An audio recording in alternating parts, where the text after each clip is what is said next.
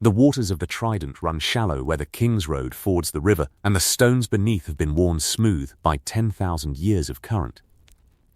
It is here, in the shallows where the Green Fork meets the Red, that the Crown Prince of Westeros faces the Lord who swore to kill him. 40,000 men stand on the southern bank beneath the three-headed dragon. 35,000 press from the north beneath the crowned stag. Between them, waist-deep in water already turning red, Rhaegar Targaryen and Robert Baratheon raise their weapons for the blow that will decide who rules and who dies. The battle had been raging since dawn, and by midday the ford was choked with the dead. They lay in the shallows where the current pressed them against rocks, men in Targaryen red and Baratheon gold tangled together, the river washing their blood downstream in pale ribbons. The water never rose above a man's waist at the crossing, but it was deep enough to drown the wounded who fell face down, and treacherous enough on the slick stones beneath to send mounted knights tumbling from their saddles. The air smelled of iron and churned mud, and the rank stink of open bowels that survivors of battles never forgot and never spoke of. Rhaegar Targaryen fought on the southern bank for most of the morning. He rode a black destrier with red barding and carried a longsword. And his armor was lacquered black with rubies set into the breastplate in the shape of the three-headed dragon of his house. The rubies caught the light when he turned, throwing red sparks across the water, and more than one soldier on both sides would later say that the prince looked as though he were already burning. He fought well. He fought like a man who had spent his life training for a moment he had hoped would never arrive. Precise, controlled, economical, he cut through a knot of Baratheon men-at-arms who tried to take the bridge of boats his engineers had thrown across the narrowest point of the ford. He rallied the Dornish spearmen when their left flank buckled under a charge of heavy horse led by Jason Mallister. He held the line where he stood, but the battle was too large for any single man to control, and the rebels were fighting with the desperate fury of men who believed their cause was just. They crossed the ford in 3 places. Jon Arryn's Valarmen waded through chest-deep water at the northern bend, shields above their heads, arrows falling around them in ragged volleys. Eddard Stark led the northern infantry through the shallows at the center, where the water foamed white over flat rocks and the footing was worst. And Robert Baratheon crossed wherever he pleased, his warhammer clearing a path through every man who tried to stand before him. Robert had taken a wound in the first hour. A Dornish spear had punched through the joint of his armor below the right ribs, deep enough to scrape bone, and the blood ran freely down his leg into the water. The pain was enough to cripple most men. Robert was not most men, and pain had never slowed him. It fed him, stoked the furnace of his rage, until his eyes were wild, and his teeth were bared, and every swing of the warhammer carried the weight of a man who had passed through fear into something hotter and simpler. He was looking for Rhaegar. He had been looking for Rhaegar since the day Lyanna disappeared, and every man he killed along the way was merely a step closer to the one he wanted. They met near the center of the ford, where the water ran knee-deep over a shelf of flat stone. The armies seemed to pull apart around them, not by command, but by instinct, the way a crowd draws back from a fire. Men on both sides lowered their weapons and watched, because even in the chaos of 40,000 voices and clashing steel, there are moments that announce themselves. And every man at the Trident understood that he was witnessing the one that would decide everything. Robert came in fast. The warhammer swung in a flat arc aimed at Rhaegar's chest, a blow that would have caved in the prince's ribs and stopped his heart if it had landed clean. Rhaegar stepped backward, the water dragging at his greaves, and the hammerhead struck the edge of his breastplate at an angle. The impact was enormous. It drove Rhaegar sideways, cracked 3 of the rubies from their settings, and sent them spinning into the current-like drops of frozen blood tumbling downstream. But the blow had not landed square. The angle stole the killing force, and Rhaegar kept his feet. He countered with a thrust at Robert's wounded right side. Robert caught it on his vambrace, the blade skating off steel with a sound like a shriek, and drove forward with his shoulder, trying to use his weight and size to push the prince off balance. Rhaegar planted his back foot against a submerged rock and held. They grappled. Robert's gauntleted fist slammed into the side of Rhaegar's helm, ringing the steel so hard the prince's vision whited out. Rhaegar's pommel cracked against Robert's jaw. Blood sprayed from Robert's mouth, a tooth, a gush of red that the river seized and carried south. They separated. Robert spat blood and grinned. It was the grin of a man who had waited months for this and was glad the fight was everything he had imagined. "Fight me," he snarled. "Fight me, you silver-haired bastard. You took her. You hid while your father burned good men alive. Fight me." Rhaegar said nothing. His visor was up and his face was pale and focused, and if Robert's words reached him, they did not alter what was already settled behind his eyes. He raised his sword. Robert charged. The warhammer came overhead, a blow meant to drive straight down through Rhaegar's guard and into his skull. It carried the full force of the largest and strongest man on the field, and the air seemed to compress around it. Rhaegar moved. Not backward, sideways, toward Robert's right, toward the wound where the Dornish spear had opened him. The hammer crashed into the water where Rhaegar had been standing, striking the stone shelf beneath hard enough to crack it. Robert was off balance for half a heartbeat, his weight committed to the downward stroke, his right side open where the wound had stiffened his recovery. In that half-heartbeat, Rhaegar lunged. The sword went in below Robert's gorget, above the collarbone, where the neck guard met the shoulder plate. It slid through mail and leather and muscle with a resistance that Rhaegar felt all the way to his own shoulder. Robert's body seized. His hammer dropped from his fingers and splashed into the ford. He grabbed the blade with his bare hand, the edge cutting through the gauntlet's leather palm, and tried to pull it free, or pull Rhaegar closer, or do something, anything. Because Robert Baratheon did not know how to stop fighting even when the steel was already through him. Rhaegar twisted the blade. Robert's hands slipped. He went to one knee in the shallow water, and the river ran red around him in a spreading circle. "Lyanna," Robert said. The word came out thick, bubbling through blood. He fell forward into the ford. The current washed over him, rocking his body gently against the stones, and he did not rise again. The silence that followed lasted perhaps 3 heartbeats. Then the rebel lines broke. It did not happen all at once. The Stormlanders nearest the ford shattered first, the men who had watched their lord die and felt something fundamental collapse inside them. They turned and ran, splashing back toward the northern bank, and their panic spread outward in a widening crack. The Velmen held longer.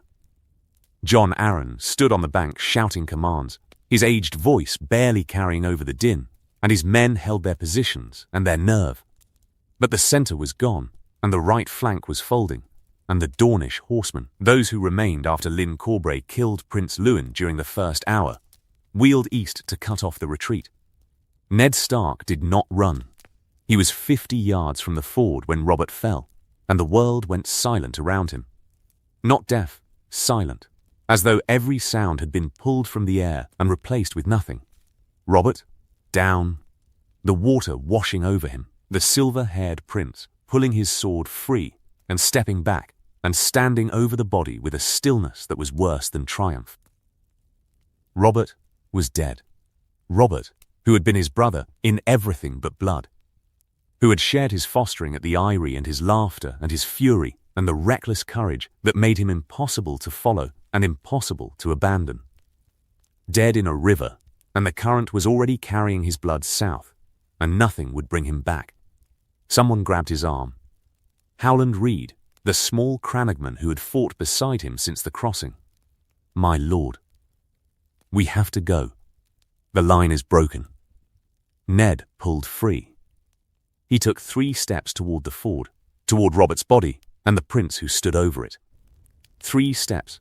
Then a Targaryen cavalry rider hit the line at full gallop, lance couched, and the impact scattered the infantry around Ned like chaff.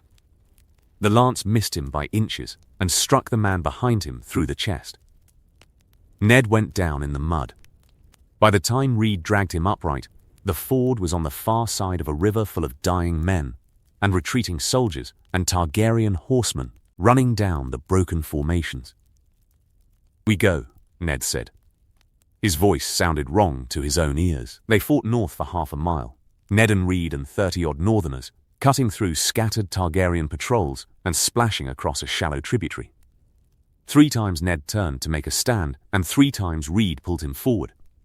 They reached the tree line above the river and found 2,000 of Jon Arryn's Valmen forming a rearguard in the wood. Battered and bleeding but holding discipline. "Is it true?" Arryn asked. He was past 60 and looked every year of it, his face drawn beneath his helm, his armor too heavy for his thinning frame. "It's true." Arryn closed his eyes. When he opened them, they were dry and already calculating. The old lord had not survived 4 decades of Westerosi politics by allowing grief to steer him. Then, the war is lost. The rest is terms. He turned to his captains. "East, through the foothills. We make for the Bloody Gate. The Northerners," one of his knights began. "The Northerners will have to find their own road home." Arryn looked at Ned with something that was not pity, but was close to it. "Go north, son. Take what men you can and make for the neck. Whatever terms come, you'll negotiate them better from behind Moat Cailin than from a prisoner's tent." Ned clasped the old man's hand. There was nothing to say that the handshake did not already contain. He turned north with Reed and 23 Northerners, while Arryn's column moved east toward the Vale. The 2 groups separated in the failing light, and within an hour the woods had swallowed both of them. On the southern bank, Rhaegar Targaryen pulled his sword from Robert Baratheon's body and stood in the ford while the water ran red around his boots. Barristan Selmy limped toward him from the western bank, bleeding from 3 wounds, a deep slash across his thigh, an arrow through his left shoulder, a gash above his right eye that bled into his beard and down his neck. He had killed 11 men in the fighting and saved Rhaegar's flank twice before the duel, and he remained upright through the kind of stubbornness that lesser men mistook for invincibility. "Your Grace." Selmy looked at the body in the water. "It's done." Rhaegar shook his head. Water dripped from his armor, his hair, the tip of his bloodied sword. "Nothing is done." This was the simplest part. He ordered Robert's body pulled from the ford and treated with honor.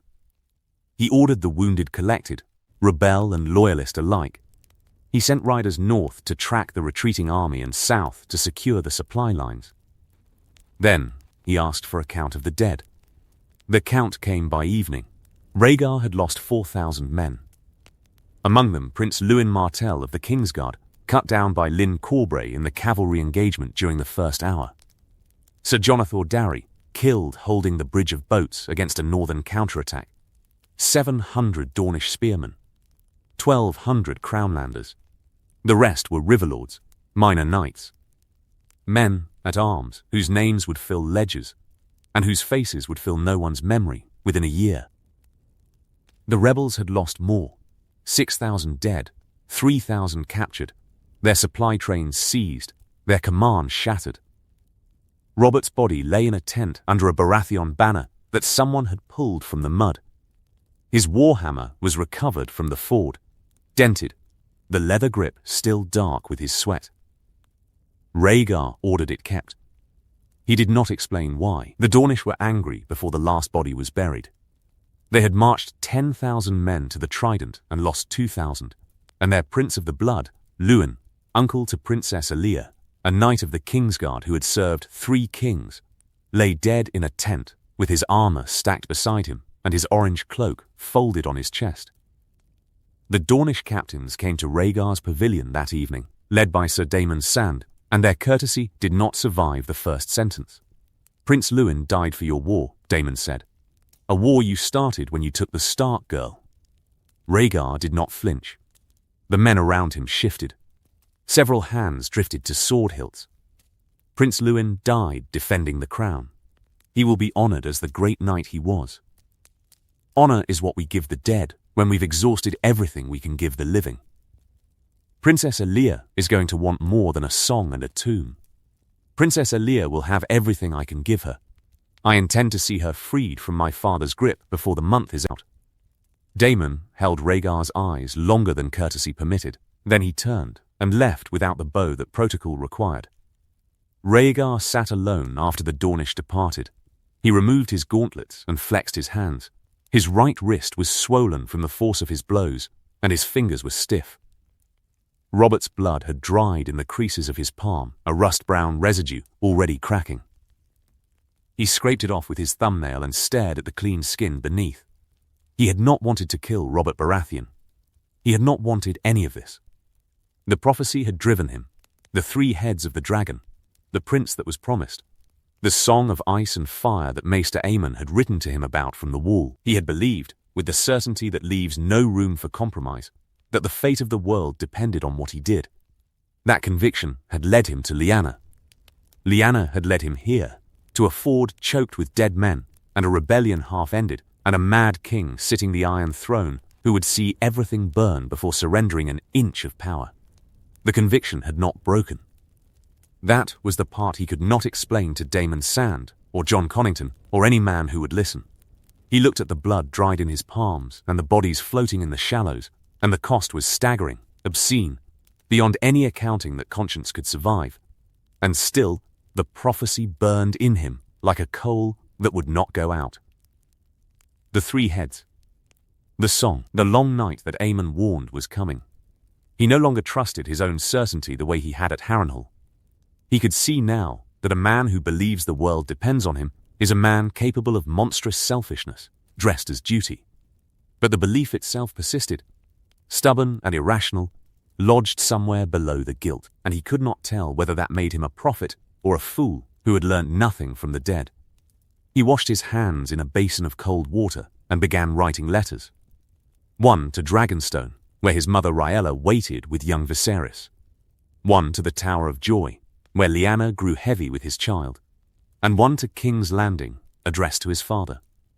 The last took longest. He wrote it 3 times and was satisfied with none of them, because there was no satisfactory way to tell a madman that his son was coming home and meant to take what was his. He settled on 6 words, Father. The battle is won. I come. He sealed it with black wax and sent it south by the fastest rider he had. The dragon's shadow. Ooh. The rider reached King's Landing in 4 days. The message reached the king in his throne room, where he sat amid the 1,000 blades of the Iron Throne and received the news with an expression that should have been relief and was instead suspicion. Aerys Targaryen had not left the Red Keep in months. He had not bathed in longer. His fingernails had grown past the tips of his fingers, curling and yellowed, and his hair hung in matted silver ropes past his waist. The throne had cut him 19 times since the rebellion began, fresh wounds on his forearms and palms that his servants bandaged each morning and that he picked open each night. Because the pain kept him sharp, it kept him aware of who was plotting against him. The list of people plotting against him, according to Aerys, had grown to include most of his court, all of his enemies, several of his allies, and now, with increasing conviction, his own eldest son. He won, Aerys said. He read the 6 words again. My son won my battle. With my army. On my authority. He looked up from the parchment at Varys, who stood at the base of the throne with his powdered hands folded and his expression arranged into studied emptiness. And now, he writes that he comes. Tell me, Spider, what do you think my son means by that? I imagine Prince Rhaegar intends to return to the capital and report his victory, Your Grace. As any loyal commander would. Loyal. Aerys tested the word the way a man tests a coin between his teeth. Is that what my son is? Your Grace. The prince has always wanted what I have. Since he was old enough to read those scrolls and play that harp, and sit in corners brooding about prophecy while I built the kingdom he thinks he deserves. He believes the throne is his, by right of temperament. He thinks he can do better. Aerys leaned forward. The blades of the seat pressed into his arms, and fresh blood spotted the old bandages. Prophecy. My son starts a war because a frozen northern girl fits some pattern he found in a scroll, and now he has 40,000 swords behind him, and he writes me 6 words and thinks I'll open my gates and step aside. He stood. The throne room was vast, 100 feet from door to dais, the vaulted ceiling lost in shadow, the skulls of ancient dragons mounted along the walls. His voice carried poorly in the space, thinned by the height and the stone, but the dozen men who heard it wished they had not. Double the guards at every gate. No army enters this city without my leave. Not my son's. Not anyone's. Grand Maester Pycelle cleared his throat. He was old and cautious, and had survived 4 kings by saying as little as possible at the moments that mattered most. This was not one of those moments, but the words came anyway. Your Grace, the prince fought in your name. His army is not entering my city. Pycelle's mouth opened, and closed, and opened again, and nothing useful emerged. He retreated into silence. That night, Aerys summoned Rossart. Wisdom Rossart was chief of the Alchemists' Guild, a small, deferential man with stained fingers and an enthusiasm for wildfire that bordered on the devotional. He had been supplying the king with the substance for months. Small caches at first, placed beneath the dragon pit and the great sept and the major gates. Then larger caches, more of them, distributed throughout the city with the precision of a man who understood that fire, properly placed, was its own kind of architecture. How many jars? 7,000 beneath the dragon pit, Your Grace. 3,000 beneath the great sept of Baelor. 1,500 at each of the 7 gates.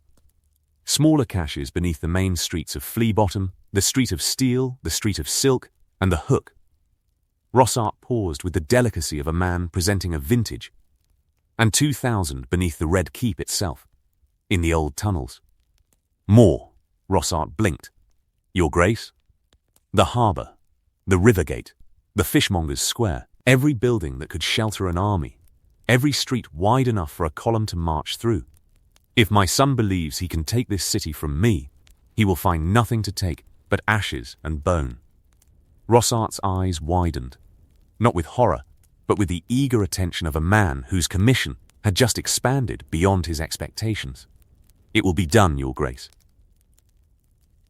Jaime Lannister stood at the foot of the throne in his white cloak and white armor, his hand resting on his sword hilt, and listened to the King of the 7 Kingdoms plan the incineration of a city containing 500,000 people. He was 17 years old. He had been a member of the Kingsguard for 2 years, and in that time he had watched Aerys burn 3 men alive, one for suspected treason, one for delivering an unwelcome report, one for reasons Aerys had articulated only as his face displeased me. He had stood outside the Queen's bedchamber while Aerys visited Rhaella and listened to her muffled crying through the door and done nothing, because his oath was to protect the king, not to protect the Queen from the king. The contradiction was a wound that did not close and did not heal and did not stop hurting, no matter how many times he told himself that duty demanded it. Now, the king was ordering the city packed with wildfire, enough to consume every street, every building, every man, woman and child between the walls, and Jaime stood at his post and said nothing, and felt the wound tear wider. That evening he found Alia Martell in the royal nursery. Alia was thin.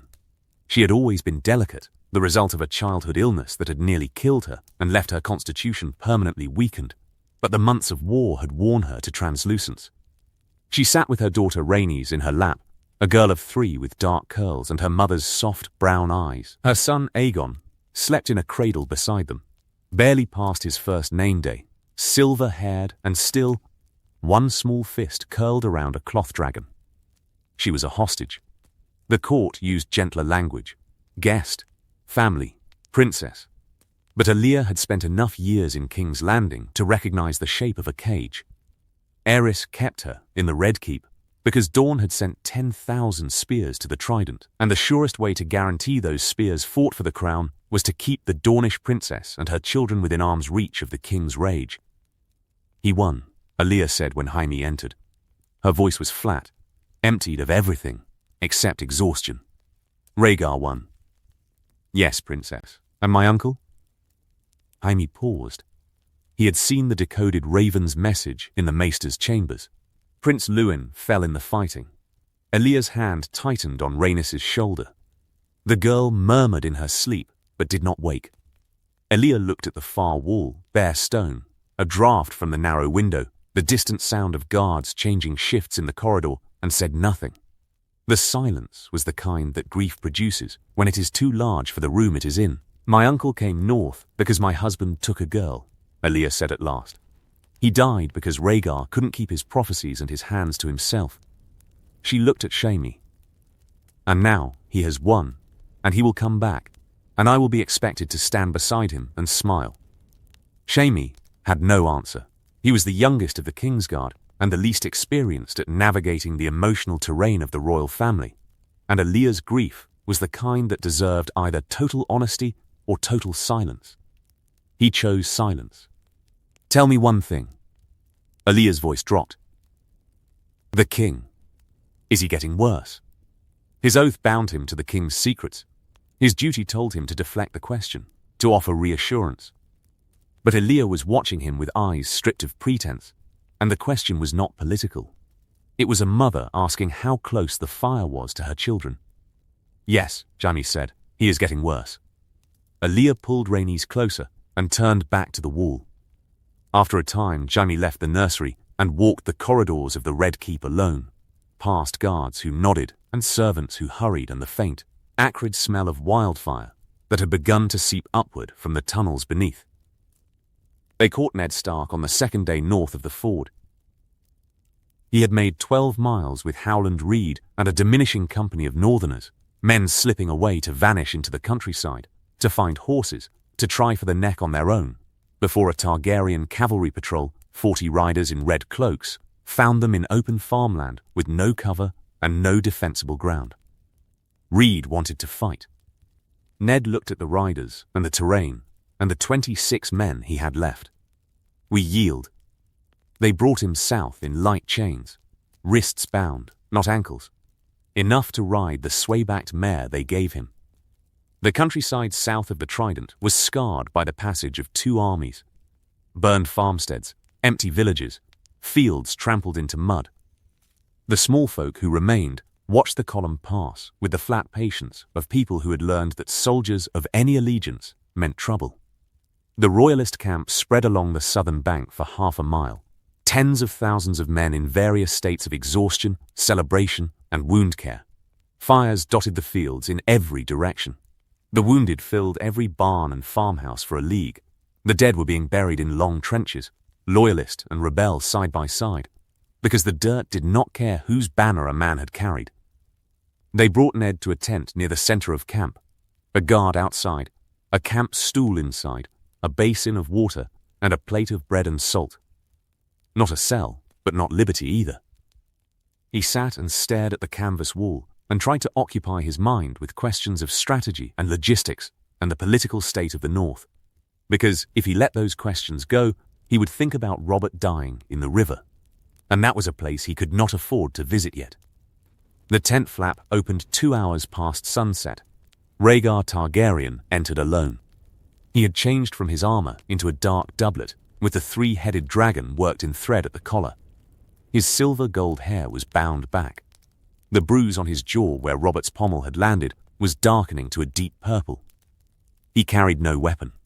He crossed the tent, sat on the second stool across a small table that held a candle and a clay pitcher, and looked at Ned Stark. They had never spoken before this night.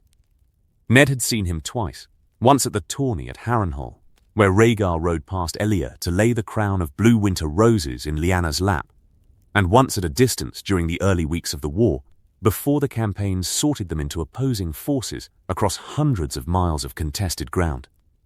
He had spent the past year hating this man with a focus that excluded everything else, and now the man sat 3 feet away, and the hatred was all still present, but it had company, grief and exhaustion, and the cold awareness that Rhaegar was about to offer something, and that refusing might not be an option.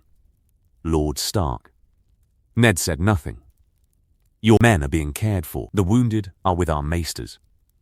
The dead will be returned north for burial if you wish it. I wish my father returned. And my brother. The words landed. Rhaegar's expression held, but the steadiness that followed had the quality of something maintained through deliberate effort. I cannot undo what my father did to your family. What happened to Lord Rickard and Brandon was... He stopped, began again. There is no word sufficient. It was murder, lawful in its form and criminal in its substance, committed by a king who had lost the ability to tell the difference between ruling and cruelty. I will not defend it. I will not minimize it. I was not in King's Landing when it happened. That absence is my failing, the first of several, and I carry it. You were with my sister. Yes, while my father burned alive inside his own armor. Yes, Ned leaned forward. The chains on his wrists clinked against the table's edge. You were the crown prince. You could have been in the capital.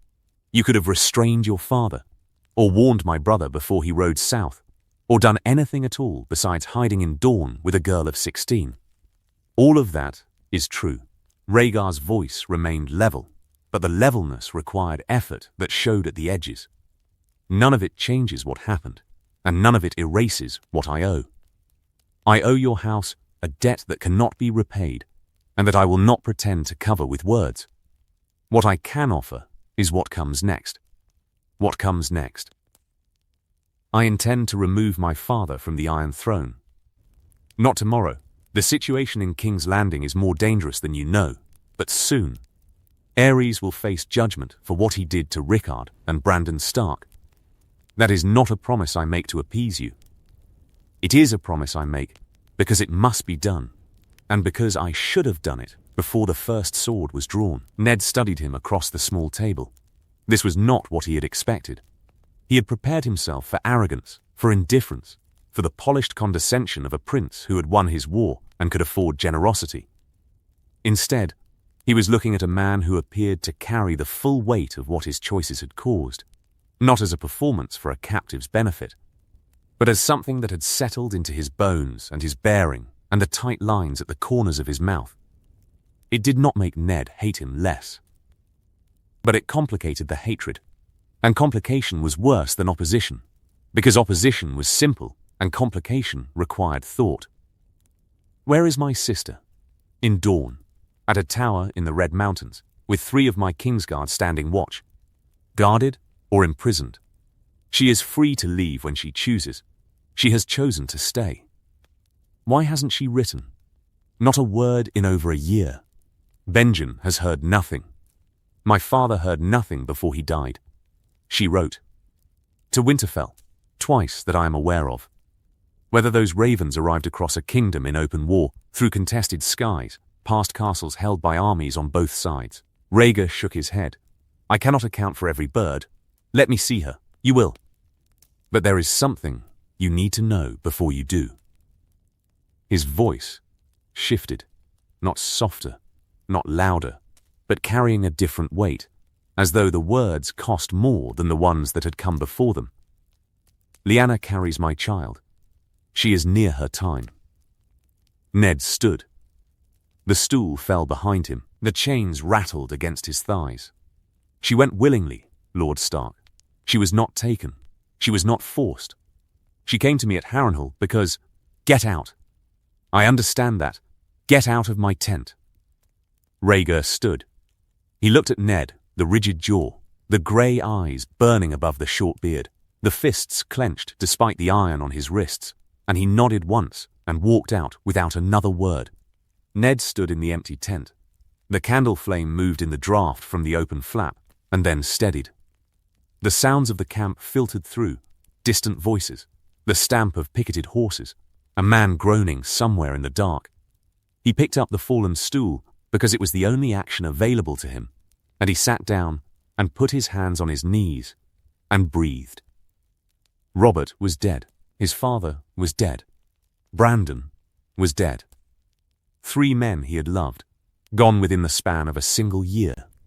And the woman at the center of it, the sister he had ridden to war to rescue, was in a tower in Dorne, carrying the child of the man who had just killed his closest friend in a river. Not because she had been stolen, because she had chosen to go. He tried to hold the hatred. It had sustained him through the campaign, the cold certainty that Rhaegar was a kidnapper and Aerys was a murderer, and the Targaryen dynasty deserved whatever came. But the certainty was cracking. Lyanna had gone willingly. The war was not a rescue. It was a rebellion built on an assumption that was wrong, and the men who had died for it, Robert chief among them, had died for a cause that did not exist in the form they had believed.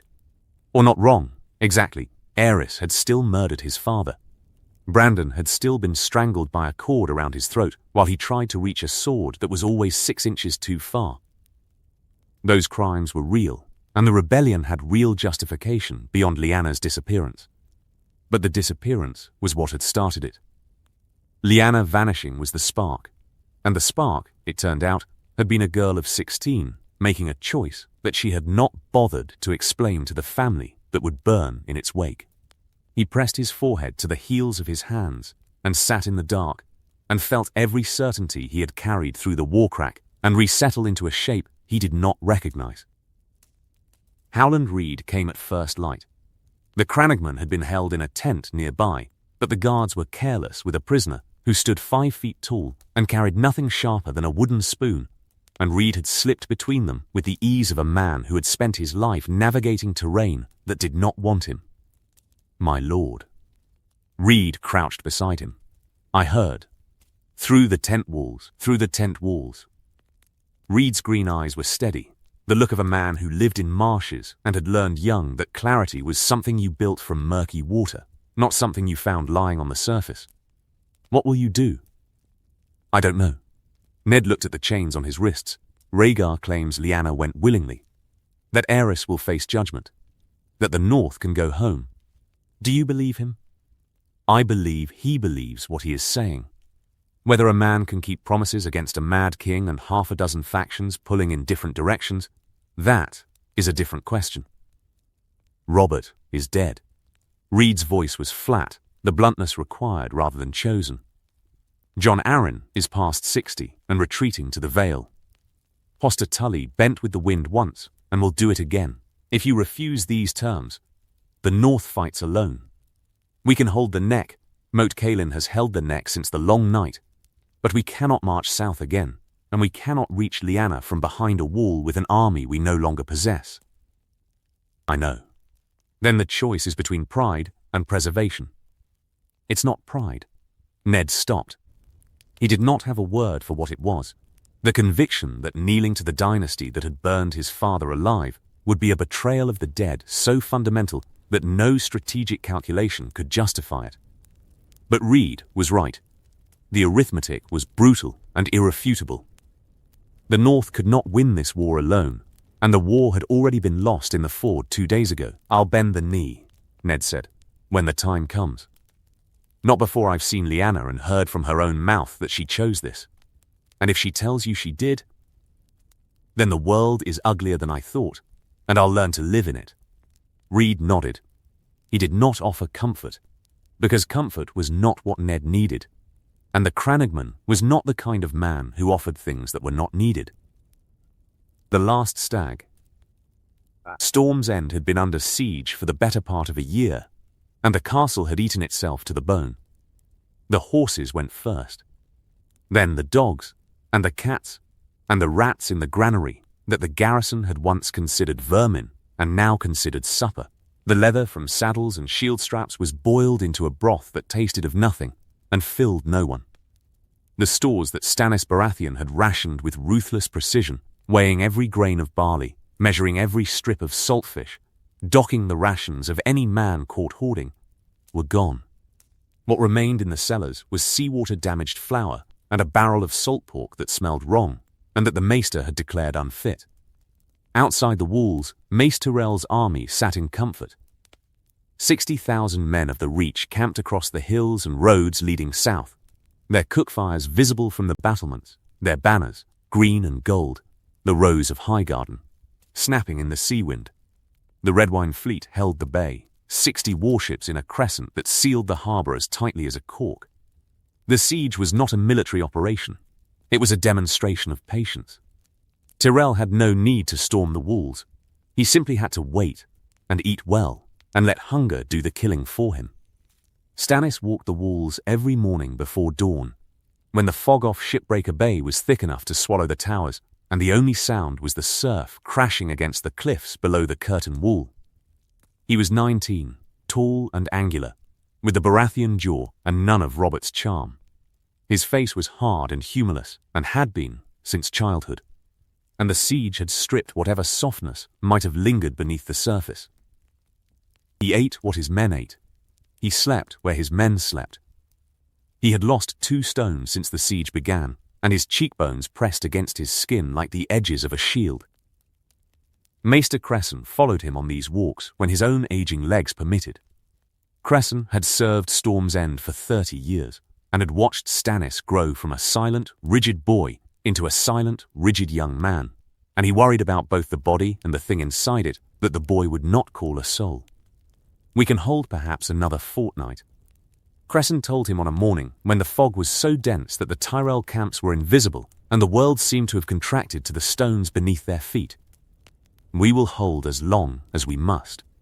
My lord, the men are eating leather. 3 died of the bloody flux last week. The garrison is at half strength, and what remains cannot swing a sword. If the Tyrells assault the walls, they won't. Tyrell is too comfortable to risk casualties. He'll sit out there and eat his venison and wait for us to open the gates." Stannis' voice ground like a millstone, flat, unmusical, stripped of everything except function. "And we will not open the gates." That had been 5 days ago. Then the raven came. It arrived on a morning when the fog lifted early and the sun broke through in pale shafts that lit the bay and the red wine fleet and the green hills where the Tyrell army lay sleeping. Cresson brought the scroll to the great hall, where Stannis sat at the high table eating a portion of weevil-riddled bread that he chewed with the mechanical determination of a man performing a duty rather than enjoying a meal. "From the Trident, my lord." Stannis broke the seal. He read the message once. Then he read it again. His face did not change. The bread sat untouched before him, and the great hall was empty except for Cresson and 2 guards and the echo of the wind through the arrow slits. "Robert is dead," Stannis said. Cresson's hand went to the table to steady himself. "My lord, Rhaegar killed him in single combat. The rebel army broke. Jon Arryn has retreated to the Vale. The war is lost." The words came out level and precise, as though Stannis were reading a supply inventory rather than the death of his elder brother. Cresson had known this boy for 17 years and had learned that the absence of emotion in Stannis' voice did not mean the absence of emotion in Stannis. It meant the emotion was being held in a place where it could not interfere with what came next. What does the message say about terms? Bend the knee. Retain Storm's End and the lordship of the Stormlands. Acknowledge Rhaegar as Prince Regent. Stannis set the scroll on the table. It's signed by someone in Rhaegar's camp, not by Rhaegar himself. Cresson did not know what to say. He was a maester, trained in healing and history and the reading of weather, and the political implications of a Prince Regent signing authority through proxies was a layer of complexity he was not equipped to navigate at this speed. "I need to tell Renly," Stannis said. He found his brother in the kitchen, where the boy had been sleeping on the warm stones near the oven since his own chamber grew too cold. Renly was 6 years old, thin from the siege, with Robert's dark hair and the wide blue eyes that Robert had once shared before drink and fury narrowed them. He was playing with a wooden stag, carved by one of the soldiers, painted with the last of the kitchen's berry dye, and he looked up when Stannis entered with the uncomplicated trust of a child who had not yet learned to read his brother's face. "Stannis, is it morning? I'm hungry." Stannis crouched beside him. His knees ached, everything ached, from the malnutrition and the cold and the grinding effort of holding a castle together through will alone. And the ache would continue for years, long after the siege ended, because the body remembers what the mind refuses to acknowledge. "Renly, Robert has died." The boy stared at him. The wooden stag dangled from his fingers. "Died? In battle? At the Trident? Is he coming back?" "No." Renly's lower lip trembled.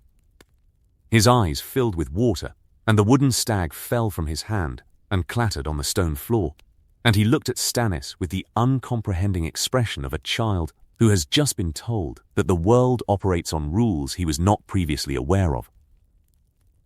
Stannis did not know what to do. He was not built for this. Robert had been the one who picked Renly up, who laughed and bellowed and threw the boy into the air while Renly shrieked with delight. Stannis was the one who kept the accounts and maintained the walls and made certain the roof was sound. He did not know how to make grief smaller for someone else when he could barely contain his own. He put his hand on Renly's head. It was an awkward gesture, stiff and angular, like everything Stannis did that required tenderness. But Renly leaned into it, pressed his face against Stannis's thigh and sobbed. And Stannis kept his hand there for a long time. And if anyone had entered the kitchen, they would have seen the young Lord of Storm's End standing rigid as a post with a weeping child pressed against his leg. And they would not have known whether the Lord was comforting the boy or holding himself upright. The Tyrell herald arrived at midday, riding under a white banner with the green rose of Highgarden worked into the fabric.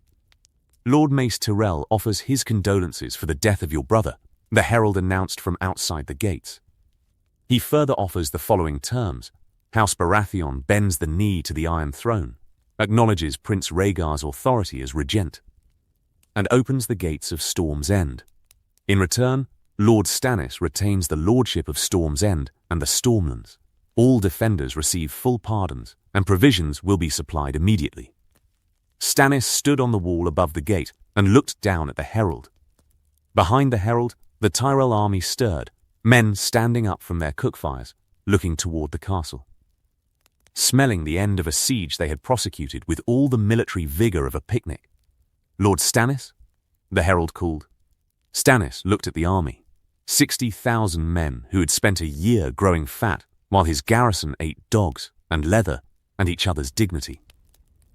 Mace Tyrell, who had sat on his backside in a golden pavilion and called it a siege. The war was lost, and Robert was dead, and the future was a question that did not have an answer Stannis could accept, only answers he could endure. Open the gates, Stannis told his captain. The great doors of Storm's End groaned open for the first time in 11 months. The Tyrell army marched in with the organized cheerfulness of men who had won without fighting, and Mace Tyrell rode at their head on a white horse, smiling broadly, his armor polished to a gleam that suggested it had never been tested by anything more aggressive than a valet. Lord Stannis.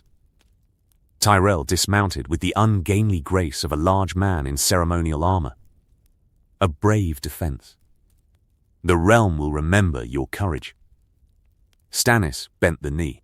The words of submission came out of his mouth in a sequence that was technically correct and emotionally barren, and he said them while looking at the flagstones and thinking about Robert dying in a river and the fat man standing over him expecting gratitude. Rise, rise, Tyrell said. He was already gesturing for the supply wagons. Let's get your men fed. No need for further unpleasantness. The food came in by the cartload. Bread, cheese, salt beef, barrels of ale, fresh fruit that the garrison stared at with the disbelief of men who had forgotten such things existed. Stannis ate sparingly. He watched his men devour the provisions with a hunger that was physical and spiritual at once, and he was glad they would live. And that gladness coexisted with a rage so deep and so cold that he could feel it in his marrow like a second skeleton. That night he stood on the walls and looked south toward King's Landing, and the rage settled into the place behind his eyes where he stored everything that the world owed him and had not paid. The Lion's March. Tywin Lannister received the raven from the Trident while breaking his fast in his pavilion on the Gold Road, 300 miles east of Casterly Rock, where he had been camped with 12,000 men for 2 months, waiting for this exact outcome.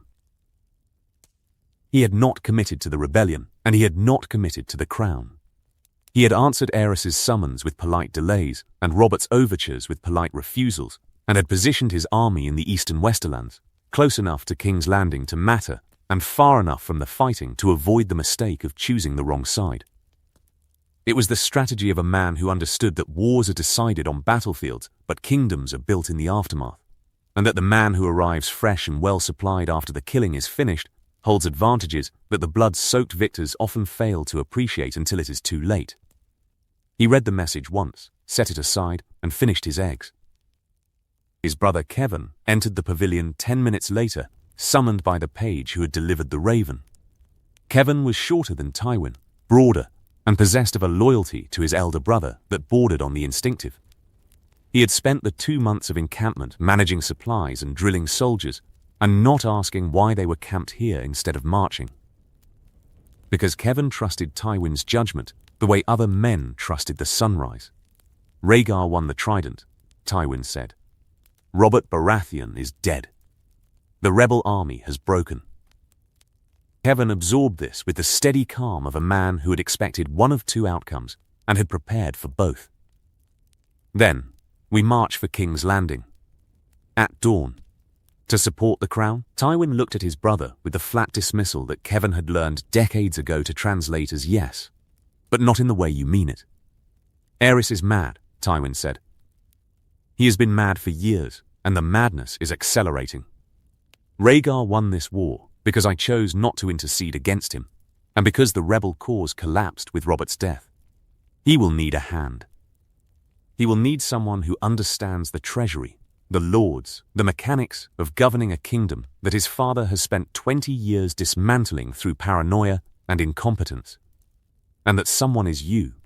That someone has always been me. Aerys removed me because he could not tolerate competence in his proximity. Rhaegar does not share that weakness. What about Jaime? The question hung in the pavilion like smoke. Tywin's jaw tightened, the only sign of emotion he permitted himself, and only around Kevan, who had earned the right to see it. Jaime was 17, a knight of the Kingsguard, sworn to a lifetime of celibacy and service. Aerys had named him to the White Cloaks, not because Jaime was worthy, though he was, formidably, but because the appointment stripped Tywin of his heir. It was spite dressed in honor, and Tywin had recognized it immediately and resigned the handship over it, and returned to Casterly Rock with a fury that he had buried so deep it had become geological. Jaime's appointment was Aerys's final insult, Tywin said. Rhaegar can undo it. The Kingsguard serves at the king's pleasure, and a king who owes me his throne can be pleased to release my son. Can he? The vows are for life. Vows are words. Power is the reality the words describe. Rhaegar will release Jaime, or the Lannisters will find their support. Conditional, Kevan nodded. He did not argue, because arguing with Tywin was like arguing with weather. The storm went where it was going regardless of your opinion. Cersei found her father in the camp's command tent that afternoon, reviewing the march order with his captains. She was 17, golden-haired, sharp-featured, and carried a resentment toward the Targaryen dynasty that was both deeply personal and exquisitely maintained. She had been promised to Rhaegar, not formally, but in the way that Tywin's intentions became understood throughout the realm, through careful words and careful silences. Aerys had refused the match with an insult that Cersei had memorized word for word and replayed in her mind so often it had worn grooves. You are not worthy. A servant does not marry his master's heir. Now Rhaegar was going to be king. And Elia Martell, frail, sickly, Dornish Elia, would be his queen. I want to ride with the army. No, Tywin did not look up from his maps. Father, you will remain at Casterly Rock with your brother. King's Landing is not a safe destination, and will become less safe before it becomes more so. When the political situation is settled, I will send for you. Cersei stood in the tent entrance and watched her father's captains file past, hard men in Lannister crimson, their armor bright, their swords oiled and ready. She could feel the future being shaped without her, by men who considered her a marriage prospect and nothing more, and the feeling was familiar and infuriating, and she had not yet found a way to make it stop. She returned to the rock the next morning. From the high windows of the tower she watched the Lannister column snake east along the Gold Road, 12,000 infantry and 2,000 mounted knights, provisioned for a month, moving with the disciplined efficiency that Tywin demanded of everything he touched. The Golden Lion banner caught the morning light, and the column stretched for 2 miles. And the dust of their passing hung in the air long after the last man had disappeared over the hills. At a lower window, a boy of 9 with mismatched eyes, one green, one black, watched the same column with a different kind of attention. Tyrion Lannister had not been asked to accompany the army, which did not surprise him, and had not been told why the army was marching, which surprised him even less. He had learned to read his father's intentions from the gaps in what was said rather than from the words themselves, and the gaps told him that something large was happening, and that his father did not consider him part of it. He returned to the library and found a book about the conquest. It seemed relevant. The walls of King's Landing rose from the hills like a crown of grey stone, and every gate was shut. Rhaegar's army arrived on a morning of pale sun and thin clouds, 30,000 strong, and camped on the hills north and west of the city, where the King's Road and the Rosby Road converged. The men were tired. They had marched 2 weeks from the Trident, through the Riverlands and across the Crownlands, and the battle's toll showed in the bandaged arms and limping gaits and the gaps in formations where the dead had stood. But they were victorious, and the sight of the capital, the Red Keep on Aegon's high hill, the Dragon Pit's broken dome on Rhaenys's hill, the Great Sept gleaming on Visenya's hill, stirred a feeling through the column that was part triumph and part dread. The gates did not open. Rhaegar sent a herald to the Gate of the Gods under a white banner. The gold cloaks on the walls, 2,000 strong, and answering to the king alone, shouted down, "His Grace commands that no army approach within a league of the walls. Turn back, or be fired upon." The herald delivered Rhaegar's message, that the prince came in peace, as a loyal son of the realm, to report his victory and discuss the governance of the kingdom. No answer came from the walls. The herald waited an hour, then rode back to camp. "He won't let me in," Rhaegar said to Barristan Selmy, who had been carried south on a litter and was now sitting upright in the command tent with his wounds rebandaged and his face the colour of old parchment. "My own father has locked me out of my own city. The king is unwell, your grace. He has been unwell for some time. The king is mad, Barristan. You can say it. I've been saying it to myself for 3 years, and the only thing I regret is that I didn't say it aloud sooner and to the right people." Selmy looked at his hands. He had served Aerys for 20 years. He had watched the slow deterioration, the paranoia, the cruelty, the obsession with fire, and he had done nothing, because his oath was to the king, and the oath did not contain a clause for what happened when the king became something an oath could not cover. What will you do? Wait, negotiate, find a way in that doesn't involve killing gold cloaks who are following the orders of a man they're sworn to obey. Rhaegar paused. "And hope that my father does not do something irreversible before I find that way." Inside the walls, Aerys had entered a phase of his madness that even his most loyal servants recognized as terminal. He held court twice daily now, morning and evening, and the sessions had devolved from governance into performance. He spoke to the dragon skulls on the walls as though they were counselors. He accused Varys of spying for Rhaegar, then praised Varys for his loyalty, then accused him again within the same hour. He burned a minor lordling's petition in the brazier and watched the paper curl with an expression of such focused pleasure that the courtiers nearest the throne looked away. The wildfire continued to accumulate. Rossart's pyromancers worked day and night, filling clay jars with the green substance, and placing them in tunnels, in cellars, under bridges, in sewer channels.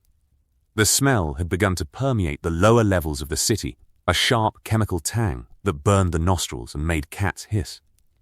Elia came to Hamie 3 days into the standoff. "He's outside the walls," she said.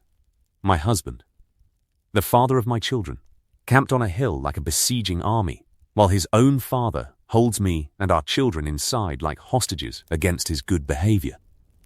She was holding Rhaenys by the hand. The girl clutched her cloth doll and watched Jaime with the unconcerned attention of a 3-year-old who did not understand sieges or standoffs, or the fact that her grandfather was contemplating burning the city she lived in. "I need to know, Sir Jaime. If it comes to it, if the king orders harm done to me or my children, will you protect us?" "I swore to protect the king, princess. You swore to protect the royal family. I am the royal family. Rhaenys is the royal family. Aegon is the royal family." She held his eyes. "The king is one man. We are 3.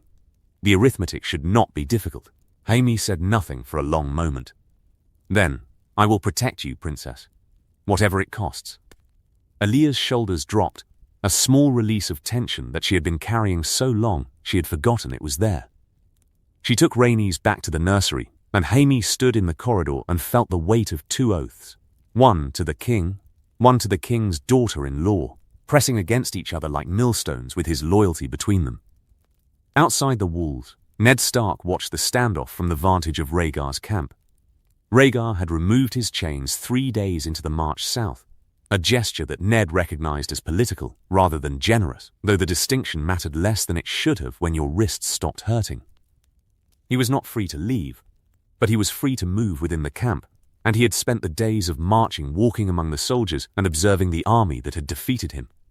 They were not monsters. That was the worst part. They were men, tired, homesick, wounded, worried about their families and their farms and the harvest they were missing. They spoke in the same accents as the men Ned had lost at the Trident, ate the same food, laughed at the same vulgar jokes. The only difference was the color of the cloaks they wore, and that difference had been enough to make them kill each other by the thousands in a shallow river. Now he stood on a hill overlooking King's Landing, the city where his father had died, and watched the gates that would not open, and the prince who could not enter, and the walls that held a madman and a city full of people whose lives depended on the outcome of a family argument between dragons. He would really do it? Ned asked. He was standing with Rhaegar near the command tent, looking at the red keep silhouetted against the evening sky. Burn his own city? Rhaegar's expression was difficult to read in the fading light. My father burned your father alive inside his own armor for the crime of demanding justice. He strangled your brother with a leather cord while your brother tried to reach a sword that was always too far away. These were acts he committed in front of his own court, in his own throne room, and he enjoyed them. He turned to Ned. Yes, he would burn the city. The question is not whether he is capable. The question is whether he has already given the order. On the 5th day, Tywin Lannister arrived.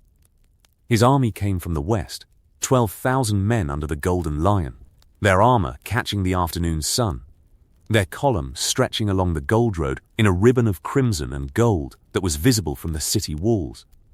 They were fresh, well-fed, and conspicuously unbloodied. They had not fought anyone in the rebellion, and they looked it. Tywin rode to Rhaegar's camp within the hour. The meeting took place in the command tent, and the two men who entered it regarded each other across a table of maps and dispatches with the wary precision of two predators who had not yet determined their relative positions in the hierarchy. Lord Tywin. Rhaegar gestured to a chair. You arrive well-timed. I arrive when arrival is useful. Tywin sat. He was 41. Lean, hard-jawed, with gold-flecked green eyes that assessed everything they saw and dismissed most of it. His hair was still golden but thinning at the temples, and his clothes, understated, impeccable, without ornament, spoke of a man who considered display a form of insecurity. Your situation is untenable.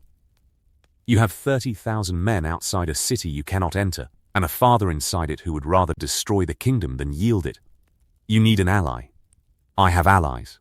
You have tired soldiers, and broken Dornishmen, and a Stark prisoner who hates you. You do not have allies. You have the remnants of a victory that is rotting by the hour.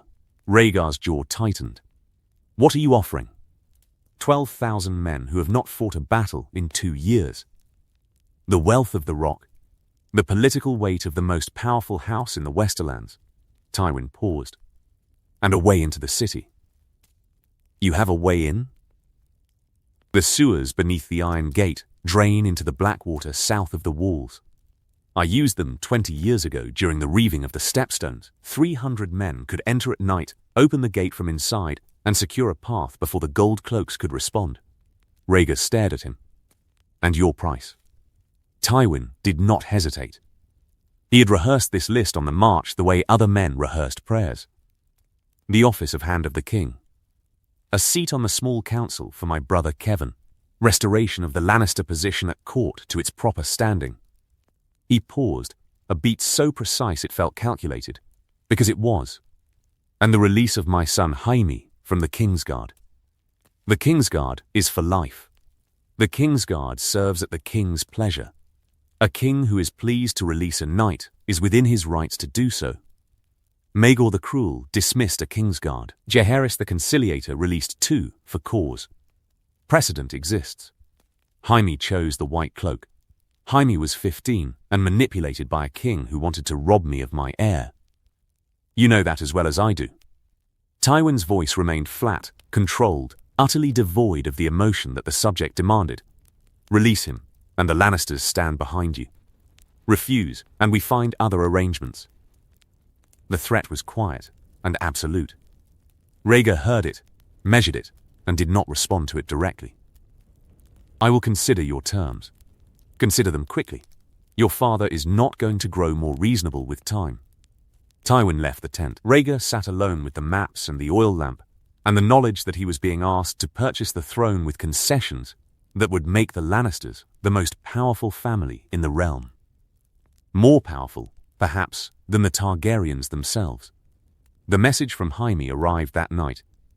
It came through Varys, who had used the tunnels beneath the Red Keep, Maegor's secret passages, built 3 centuries ago by a king who trusted no one, to carry a folded scrap of parchment from the Kingsguard knight to the prince camped outside the walls. Varys delivered it to Rhaegar's tent with the deferential efficiency of a man who wished to appear helpful and to leave before anyone asked how he had managed the errand. 3 lines in Jaime's cramped hand.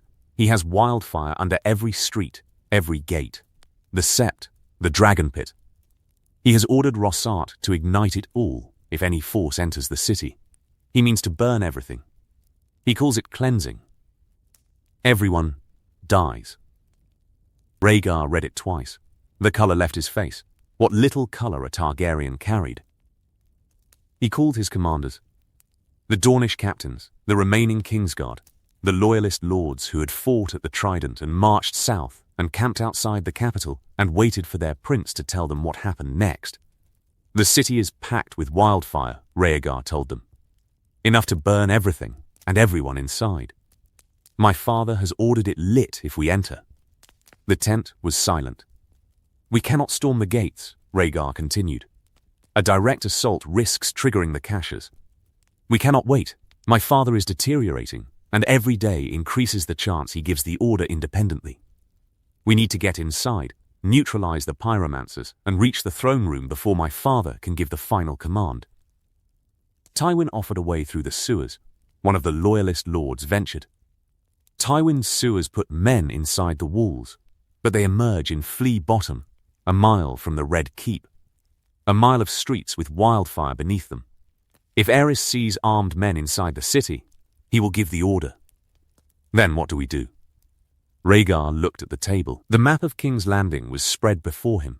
Every gate, every street, every hill.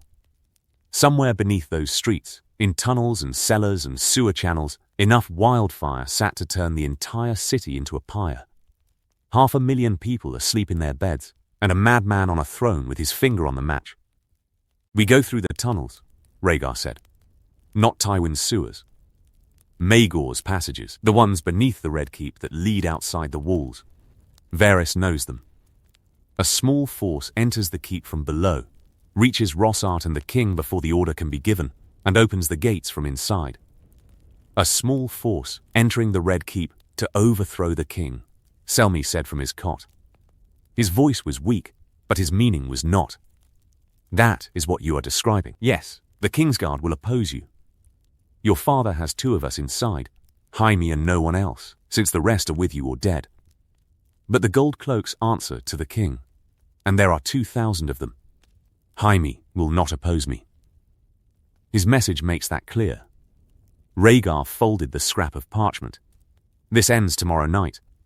One way or another, the gates open by dawn. The night of green. Fa. Fa.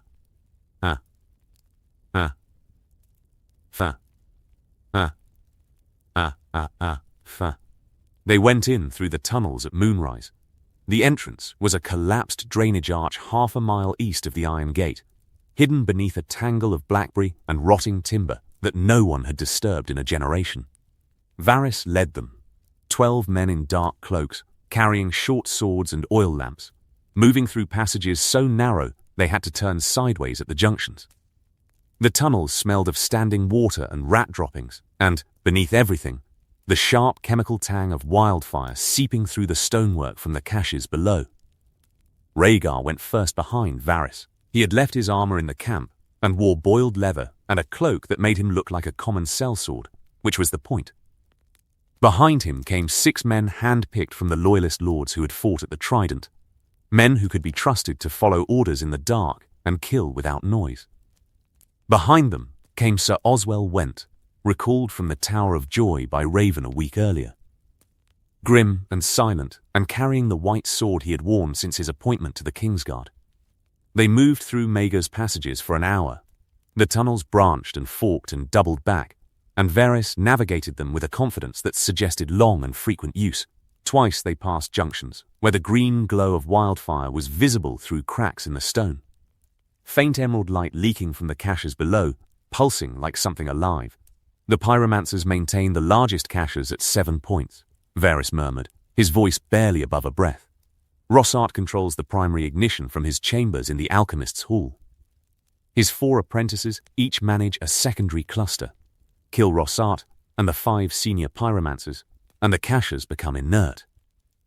The substance does not ignite on its own. It requires a prepared fuse and a skilled hand. And if one of the apprentices acts before we reach Rossart, then we lose a neighborhood. Perhaps 2, but not the city. A neighborhood, Rhaegar said. Thousands of people. Yes, Your Grace. Thousands, compared to the hundreds of thousands who die if we wait and your father gives the order while we are still debating alternatives. Rhaegar said nothing. The mathematics of catastrophe allowed no comfortable answers. They emerged inside the Red Keep through a concealed door behind a tapestry in the lower gallery. A passage that opened into a corridor near the kitchens, empty at this hour, except for a sleeping scullion who did not stir. The keep was dark and silent. The gold cloaks patrolled the walls and gates, not the interior corridors, and the household guards had been reduced to a skeleton rotation by Aerys's paranoid insistence that too many armed men in proximity constituted a threat. Rhaegar split his force. 6 men went with Oswell Went to secure Maegor's holdfast, where Aaliyah and the children slept. The remaining 6 went with Rhaegar toward the alchemist's hall in the lower levels, where Rossart kept his chambers and his fuses, and the meticulous diagrams that mapped every cache beneath the city. They did not reach the hall. They were crossing the lower gallery, moving through the shadows beneath the dragon skulls that lined the walls, when a shout went up from the courtyard. A gold-cloaked sergeant who had spotted movement through a window and raised the alarm before anyone could silence him. The shout echoed through the stone corridors and carried upward through the keep. And within seconds the entire castle was stirring. Rhaegar heard the shout and broke into a run. The alchemist's hall was 2 levels below the throne room, accessible by a narrow stair that wound down through the bedrock beneath the Red Keep. Rhaegar took the stairs 3 at a time, his men behind him, and they burst into the hall to find Rossart already on his feet, already moving toward the far wall, where a rack of iron hooks held coiled fuses, oil-soaked ropes, each tagged with a clay marker bearing the name of a district and the number of jars beneath it, each trailing down through holes bored in the floor and into the tunnels that connected every major cache in the city. Rossart saw Rhaegar, and his face went through 3 expressions in rapid succession: surprise, fear, and a terrible resolve that settled into his features like a mask. "The king's orders," Rossart said. He seized a torch from the wall bracket and thrust it toward the hanging fuses. Rhaegar was 20 feet away. Too far. The man beside Rhaegar, a knight from the Crownlands, whose name was Yoris Celtigar, and who would never be famous for anything except this, threw his sword. It was not a technique taught in any yard or school. It was an act of desperation, a flat spin across the room that should not have struck anything and did. The blade hit Rossart in the right forearm, edge on, and the pyromancer screamed and staggered back from the panel, with blood running between his fingers and his hand hanging wrong. Rhaegar closed the distance before Rossart could reach with his left hand. He drove his sword through the pyromancer's chest and felt the point scrape the stone wall behind the body. Rossart slid down the wall, leaving a smear of red on the grey stone, and died with his stained fingers still reaching for the fuses that would have burned a city. "Find the apprentices," Rhaegar said. "All of them.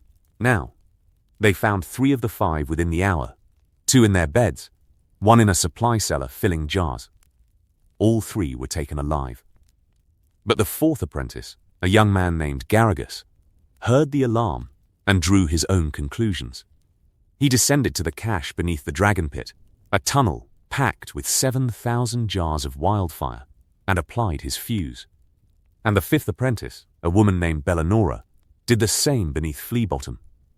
The first explosion shook the city like a fist. Green fire erupted from the hill where the dragon pit sat, a column of emerald flame that punched through the earth and the ancient stone and rose 100 feet into the night sky.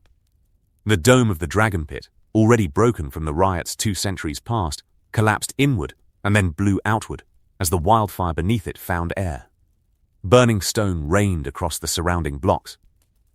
The buildings nearest the dragon pit, taverns, stables, tenements packed with sleeping families, caught fire instantly.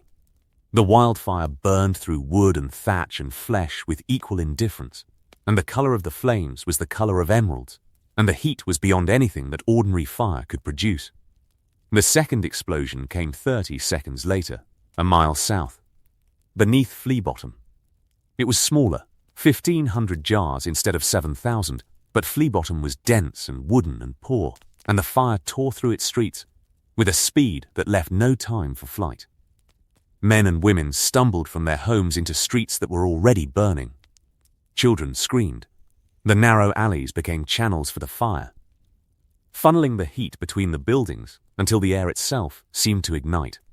From the walls of the Red Keep, the city looked as though a green monster had risen from the earth and was consuming it from below. 2 pillars of emerald fire burned against the night sky, one to the north, one to the south, and between them, the ordinary orange of spreading house fires began to glow as burning debris landed on rooftops and the wind carried sparks across blocks that had not yet been touched. Inside the keep, Aerys heard the explosions. The king had been in his chambers when the alarm went up, pacing the room, talking to himself in a running monologue that mixed fragments of strategy, paranoia, and scripture. When the first detonation shook the walls and the green light flashed through his window, he lurched to the casement and looked out and saw the dragon pit burning, and the expression on his face was not horror. It was exultation. Yes, he whispered. Burn them. Burn them all. Let them see what happens to those who defy the dragon. He turned from the window and ran, not away from the fire, but toward it, toward the throne room, toward the throne room, toward the concealed hatch beneath the Iron Throne where Rosart had threaded a second set of fuse lines through channels in the foundation. The failsafe. The final option. If the fuses in the alchemist's hall had been cut, the ropes beneath the throne still ran through the bedrock to every remaining cache, the 3,000 jars beneath the Great Sept, the caches at every gate, the reserves beneath the waterfront. All it required was a torch and a man willing to light them. Jaime was in the corridor outside the king's chambers when Aerys burst through the door. He had been standing guard, as always, and the explosion had frozen him where he stood, not in fear, but in the horrible recognition that the thing he had dreaded for months had begun. The city was burning. The wildfire was loose. And the king was running toward the throne room with a lit torch in his hand and madness in his eyes. Your Grace, out of my way. They've come for me, my son, the traitors, the lions. Burn them all. Rosart promised me the city would burn, and the city burns, and I am the dragon. Aerys shoved past Jaime and ran down the corridor, his robes trailing, the torch scattering sparks on the stone floor. Jaime followed. He followed because that was what a Kingsguard did. Follow the king, protect the king, obey the king. He had done it for 2 years. He had stood by while men burned and women screamed and the realm rotted from its highest seat. The king reached the throne room. The great doors were open. The Iron Throne sat on its dais at the far end of the hall, and beneath it, accessible through a concealed hatch in the floor, lay the prepared fuse lines, oil-soaked rope threaded through channels in the foundation, running to every remaining wildfire cache in the city. Aerys ran for the hatch. Jaime ran after him. The king was fast. Madness had lent him a manic energy that his starved frame should not have possessed. He reached the dais, dropped to his knees, and began clawing at the hatch with his long, curved fingernails, scraping at the iron ring that opened it, the torch wedged between his knees and casting wild shadows across the 1,000 swords of the throne. Jaime stopped at the foot of the dais. His hand was on his sword, the white sword, the sword he had been given when they draped the white cloak over his shoulders and told him that his duty was to protect the king above all else, above his own life, above his own conscience, above everything. The king was trying to burn 500,000 people alive.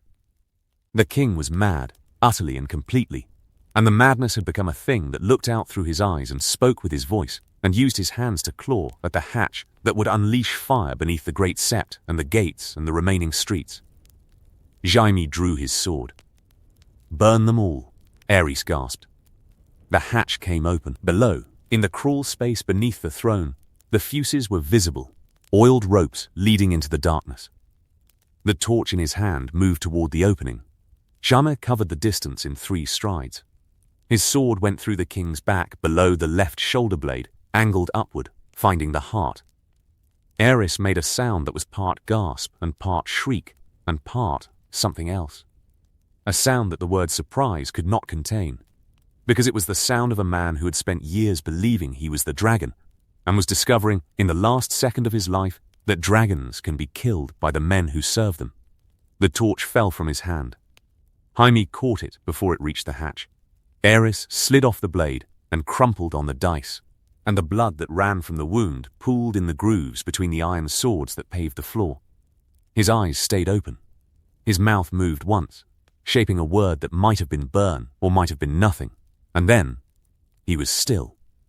Jaime stood over the body of the king he had sworn to protect, holding a torch in one hand and a bloody sword in the other, and the sounds of the city burning filtered through the high windows of the throne room, screams and cracking timber and the low roar of wildfire that consumed everything it touched. He closed the hatch. He extinguished the torch in the pool of blood at his feet. Then he sat on the bottom step of the iron throne, because his legs would no longer hold him and there was nowhere else to sit. That was where Rhaegar found him. The prince entered the throne room 20 minutes later with 4 men at his back, their swords drawn, their faces lit by the green glow that filtered through the windows. They stopped at the doors. Rhaegar stepped forward alone. Jaime did not stand. He sat on the step with the bloody sword across his knees and the dead king behind him, and the smell of blood and wildfire filling the hall. "He ordered the city burned," Jaime said. His voice was flat, drained, emptied of everything. "He was opening the secondary triggers when I stopped him." Rhaegar looked at the body of his father. He looked at the blood on the floor. He looked at the hatch, still closed, that led to the fuses that would have ignited the remaining caches. He looked at Jaime. "How much of the city is burning?" "The dragon pit. Flea bottom. I couldn't reach the apprentices in time." "You stopped the rest?" "Rassat is dead. You killed him, I assume. The secondary system is intact and inert. The caches at the gates and the sept are undamaged." Rhaegar nodded. He walked to the dais, stepping around the blood, and looked at his father's body. Eddard Targaryen, second of his name, king of the Andals and the Rhoynar and the First Men, lord of the 7 kingdoms and protector of the realm, lay curled on his side, with his matted silver hair soaking in his own blood and his long fingernails still curved as though reaching for something that was no longer there. "Cover him," Rhaegar said. Someone brought a cloak. They draped it over the body, and the blood soaked through immediately, and the shape beneath the fabric looked smaller than a king should look. Outside, the city burned. The 2 columns of green fire had spread. The dragon pit fire had consumed 6 blocks to the east and was threatening the Street of Sisters. The flea bottom fire had merged with ordinary fires started by falling debris. And a wide swath of the poorest district was ablaze. Gold cloaks and ordinary citizens fought the flames with bucket chains and wet blankets and bare hands, and the screams of the trapped and the dying carried over the rooftops in a sound that would haunt the memories of everyone who heard it. Rhaegar ordered the gates opened. His army entered the city, not as conquerors, but as firefighters. 30,000 men with nothing to fight except flame. They tore down buildings to create fire breaks. They carried the wounded to the Great Sept, which became a hospital.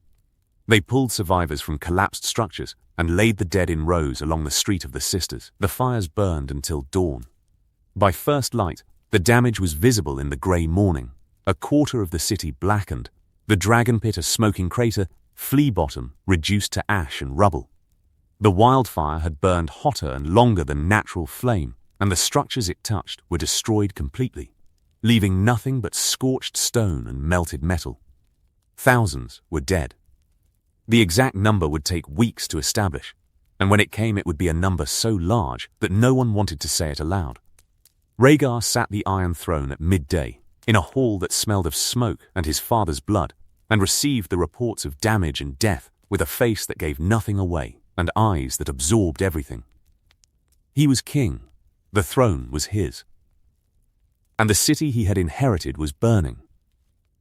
The Tower in the Red Mountains.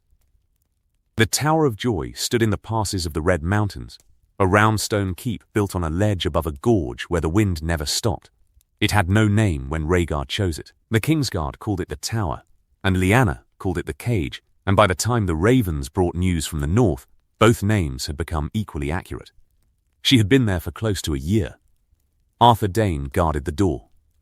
Gerald Hightower, the White Bull Lord Commander of the Kingsguard, guarded the approach road. They had been 3 once. Oswell Went had held the night watch from the start. But a raven from Rhaegar had recalled Went weeks ago, pulling him north to join the infiltration of King's Landing, and neither Dayne nor Hightower had been told why. They rotated watches in shifts of 12 hours now, and between shifts they sat in the small common room at the tower's base and sharpened their swords and spoke little.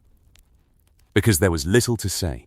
They were 2 of the finest knights in the 7 kingdoms, stationed at a tower in the middle of empty mountains, guarding a pregnant girl whose only company was a midwife from the nearest village and the wind. Lyanna Stark was 17.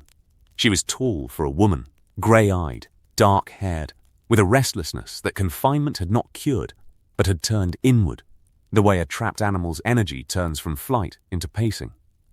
She had come to the tower willingly, but much was true, and she would tell anyone who asked. She had ridden south with Rhaegar from the tourney at Harrenhal because he had spoken to her of prophecy and destiny and a song of ice and fire that would save the world. And because she was 16, and his voice was beautiful and his eyes held a conviction that felt like certainty, and because the alternative was marrying Robert Baratheon, a man she did not love, and whose affections, she suspected, had more to do with possession than partnership. She had not known what it would cost. The news came in fragments. Ravens arrived at irregular intervals, carried by birds that had to navigate the mountain passes and the coastal winds, and the messages they bore arrived days or weeks late. She learned about her father's death 6 weeks after it happened. Maester Whaleys had written the message in the careful language of a man trying to soften a blow that could not be softened. Lord Rickard had been executed by the king's justice. Brandon had perished, attempting to intercede. Executed and perished. The words were bandages over wounds that required surgery. She tore the message in half and spent the rest of the day in the upper chamber, staring at the mountains through the narrow window, and when Arthur Dayne brought her supper, she did not touch it. She had not known. She kept telling herself that she had not known what Aerys would do. She had not foreseen the war. She had not imagined that running south with a prince would lead to her father being burned alive in his own armor, while her brother strangled himself trying to reach a sword.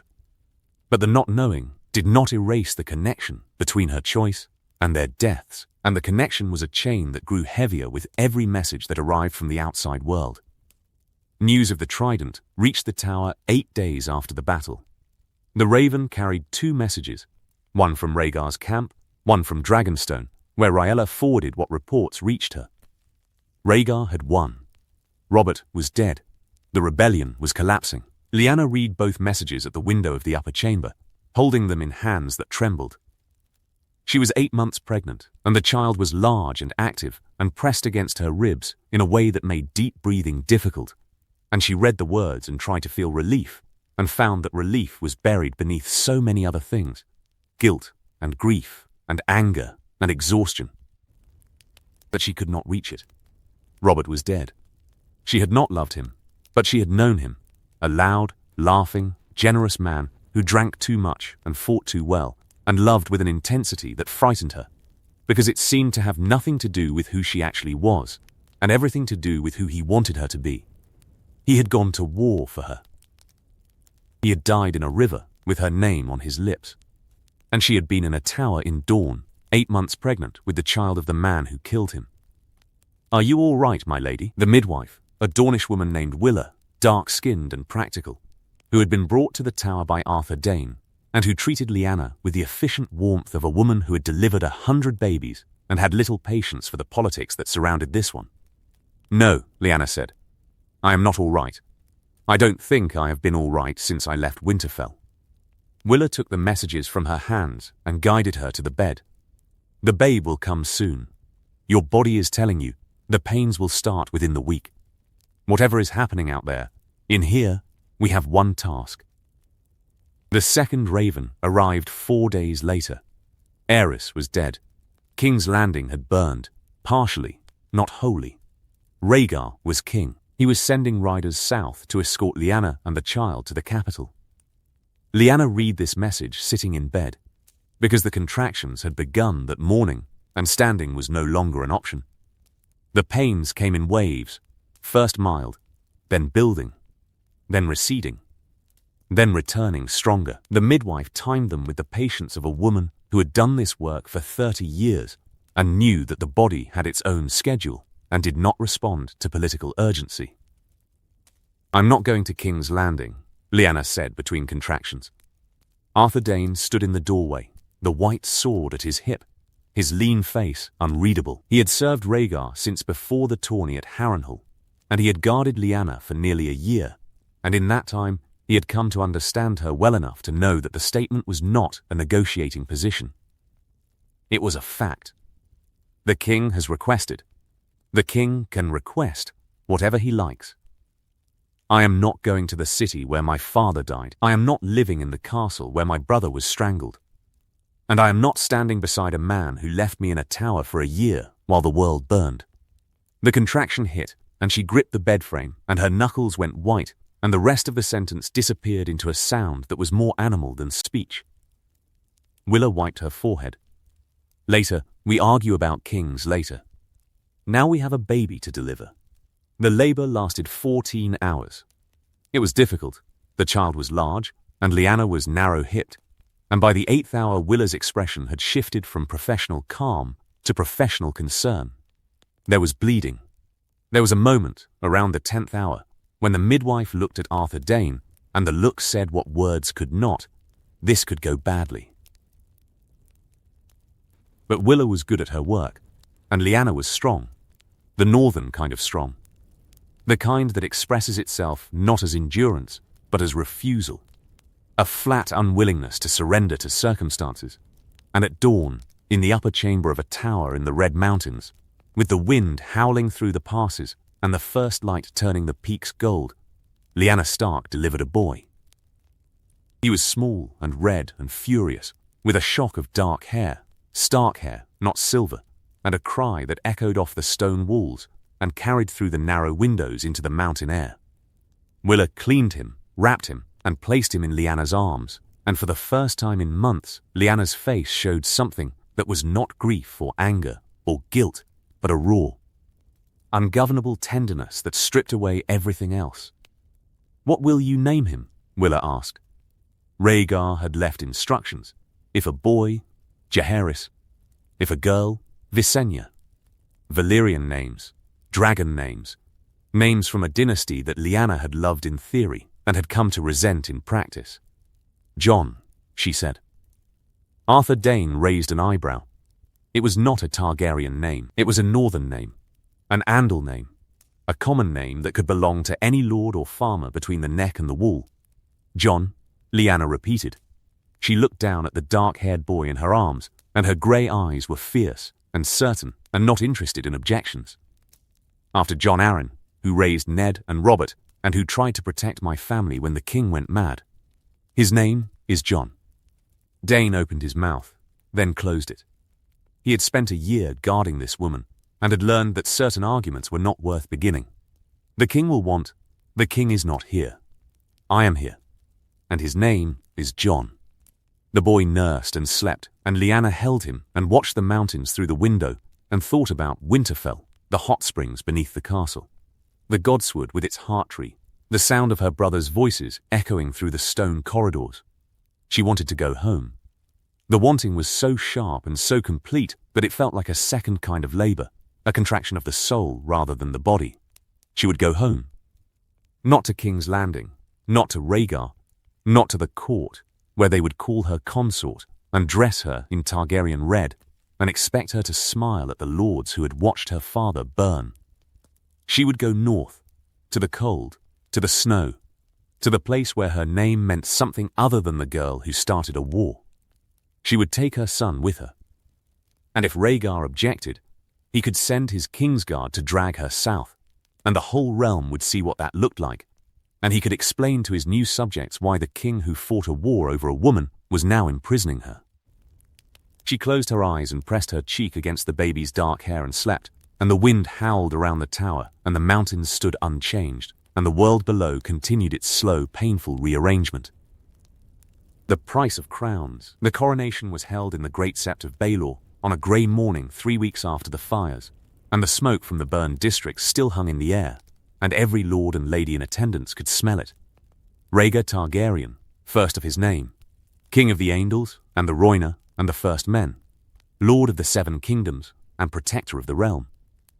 The High Septon placed the crown on his head, a simple band of red gold set with black diamonds, chosen because Rhaegar refused to wear the ornate monstrosity his father had favoured, and the assembled lords bent their knees, and the bells of the sept rang across a city that was 1/4 ash. Alia stood beside him. She wore the gown of a queen and the expression of a woman fulfilling a contract whose terms she had not agreed to. Her children were beside her, Rhaenys clutching her skirts, little Aegon in the arms of a nursemaid. She held herself with the dignity that Dawn bred into its daughters, the kind that could survive humiliation and grief and fury and emerge looking like grace. She waited until the ceremony was finished and the lords had filed out and the sept was empty except for the two of them and the echoes. Now tell me about the girl. Rhaegar turned. He had expected this conversation, but not this location, and the choice of setting told him something about Alia's state of mind that her face did not. The Great Sept was where kings were crowned and marriages were blessed.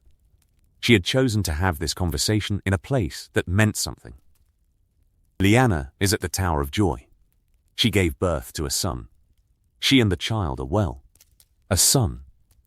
Alia's voice did not change. It remained level, precise, calibrated, the voice of a woman who had practiced this exchange in her mind so many times that the emotions beneath it had been compressed into something harder and denser than ordinary feeling. You have 3 children now, 2 by me and 1 by a girl you stole from her family. She came willingly. I am sure that makes everything better. Rhaegar did not respond to the sarcasm. He recognized it for what it was, a weapon deployed by a woman who had been denied access to all other weapons. My uncle is dead, Alia continued. He died at the Trident because you started a war. My children were nearly burned alive because your father packed the city with wildfire as a response to a crisis that you created. I have spent the past year as a hostage in a castle controlled by a madman, unable to leave, unable to protect my own children, while you were in a tower in Dawn with a northern girl and your prophecies. She stepped closer. Her voice dropped, and the lower register carried more weight than the higher one had. And now you are king, and you want me to stand beside you and wear the crown and pretend that none of this happened. You want me to share you with a girl who is younger than your squire and whose family you destroyed. You want me to accept a 3rd child into the line of succession. A child born of the affair that killed 10,000 men and burned 1/4 of this city. Alia, I am not finished. The 2 words were spoken with a control that was more frightening than anger, because anger could be weathered, but control implied a decision already made. My brother Doran has written. He demands the following. I remain queen. My children remain first and second in the line of succession. Rhaenys before any other daughter, Aegon before any other son.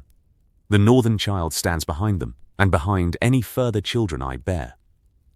Lyanna Stark holds no title, no position, no presence at court.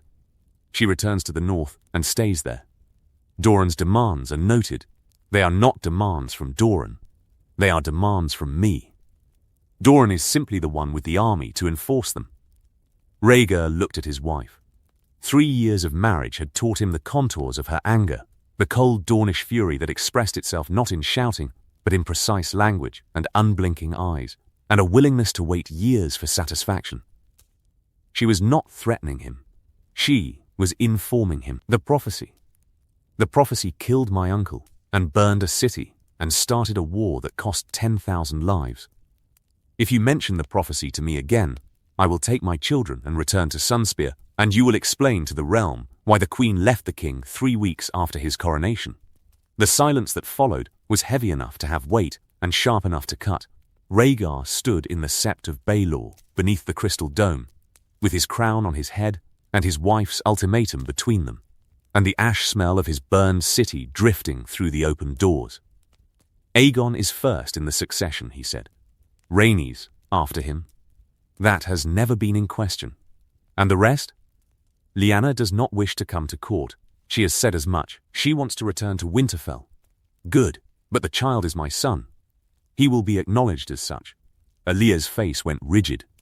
Acknowledged. He carries my blood. I will not deny him. I will not pretend he does not exist. You would deny your own wife's dignity to acknowledge a bastard. He is not a bastard. Lyanna and I were married, under Valyrian custom, with a septon's blessing. The word married landed between them with the force of a physical blow.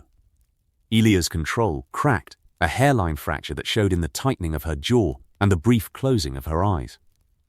Aegon the Conqueror had 2 wives, Rhaegar said. The faith accepted it. The precedent. Aegon had dragons. You have a harp. Alia opened her eyes.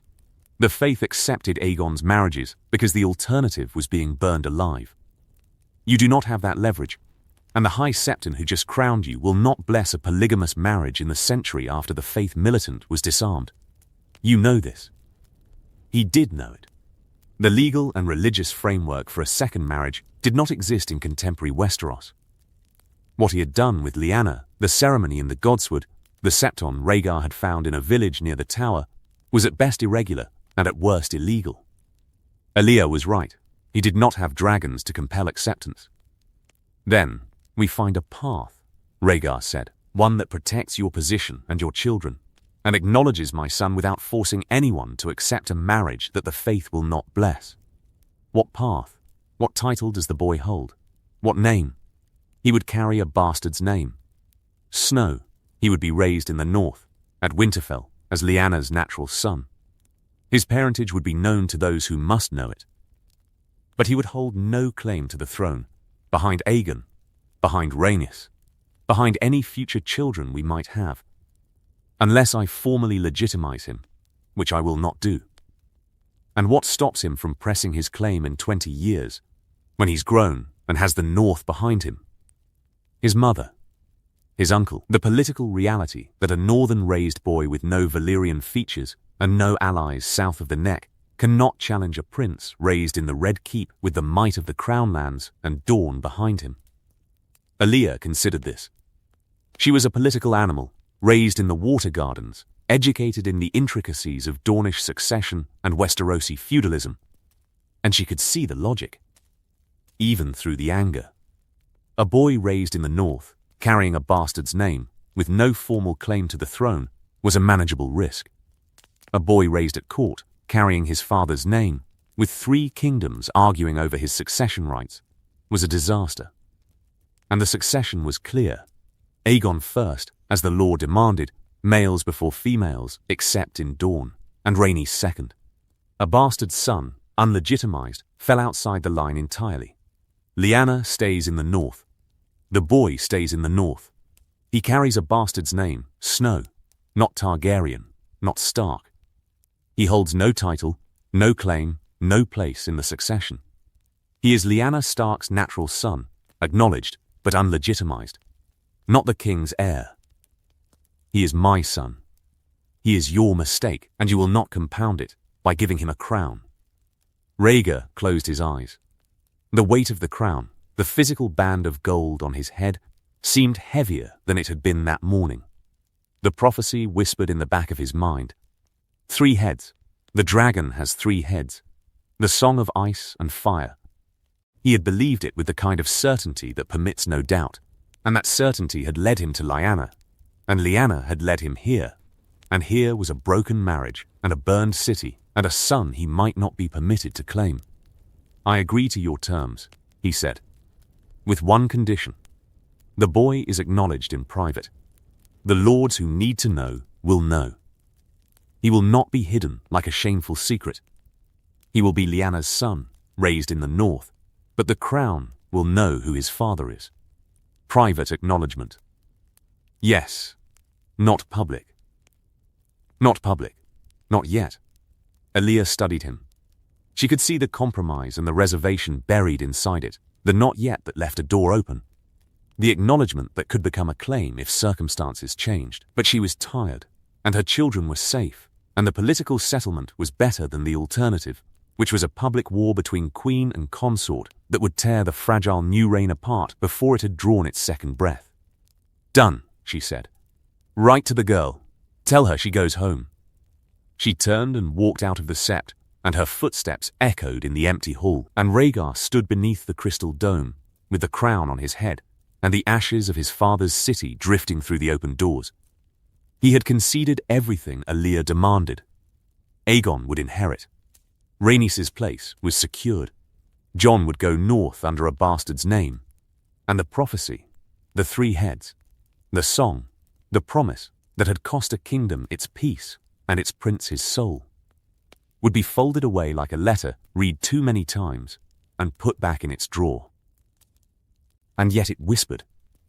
Standing in the ruined sept with the ash settling on his shoulders, he could feel it the way a man feels an old wound when the weather turns, the stubborn, irrational conviction that the prophecy was real and that the child born in a tower in the Red Mountains mattered in ways that politics could not weigh. He had traded the prophecy for the throne.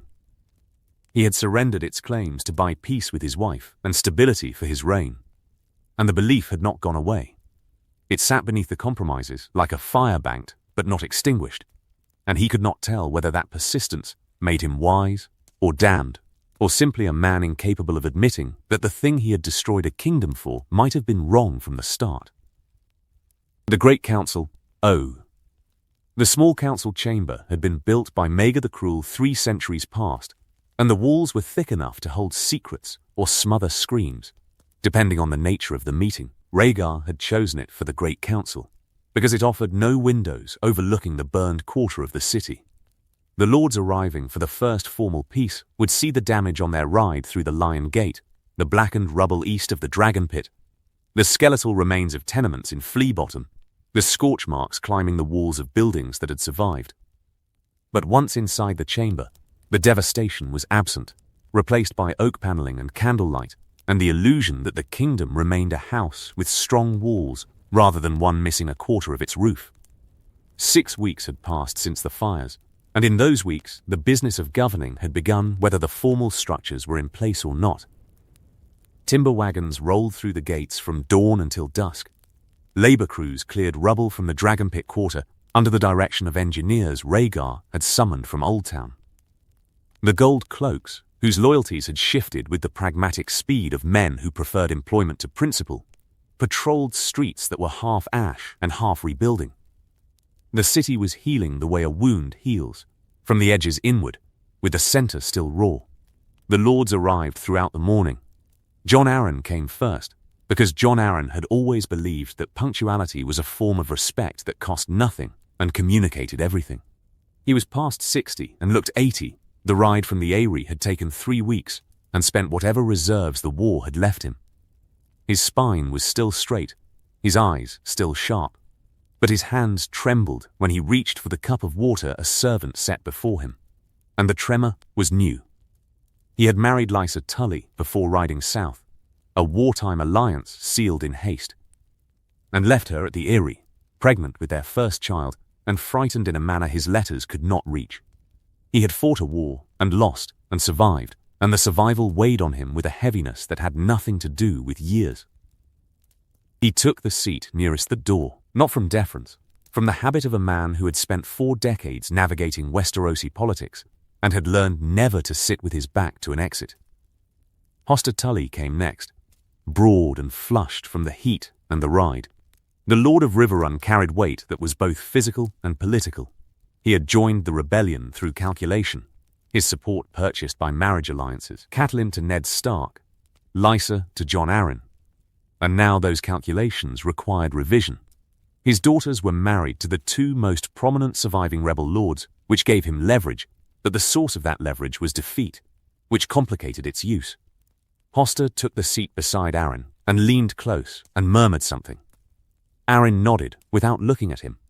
The 2 men had been allies for a year and in-laws for less, and the relationship between them operated on multiple registers. Political convenience layered over genuine respect, layered over the shared exhaustion of men who had bet their houses on a war and lost. Mace Tyrell entered as though attending a feast. He was large, florid, dressed in green silks too ornate for a war council and too tight for his expanding waistline. His smile was the smile of a man who had spent the rebellion besieging a starving garrison from a comfortable pavilion, and believed this constituted a military triumph. He surveyed the chamber, assessed the seating, and chose the second largest chair with the satisfaction of a man who considered himself entitled to the largest but was willing to demonstrate patience. Stannis Baratheon entered last among the Stormlands party, and the room's temperature seemed to drop. He was gaunt. The siege had pared him to bone and sinew, and a fury so compressed it had become indistinguishable from his skeleton. He wore black, not Baratheon gold, not mourning white, but the absence of display.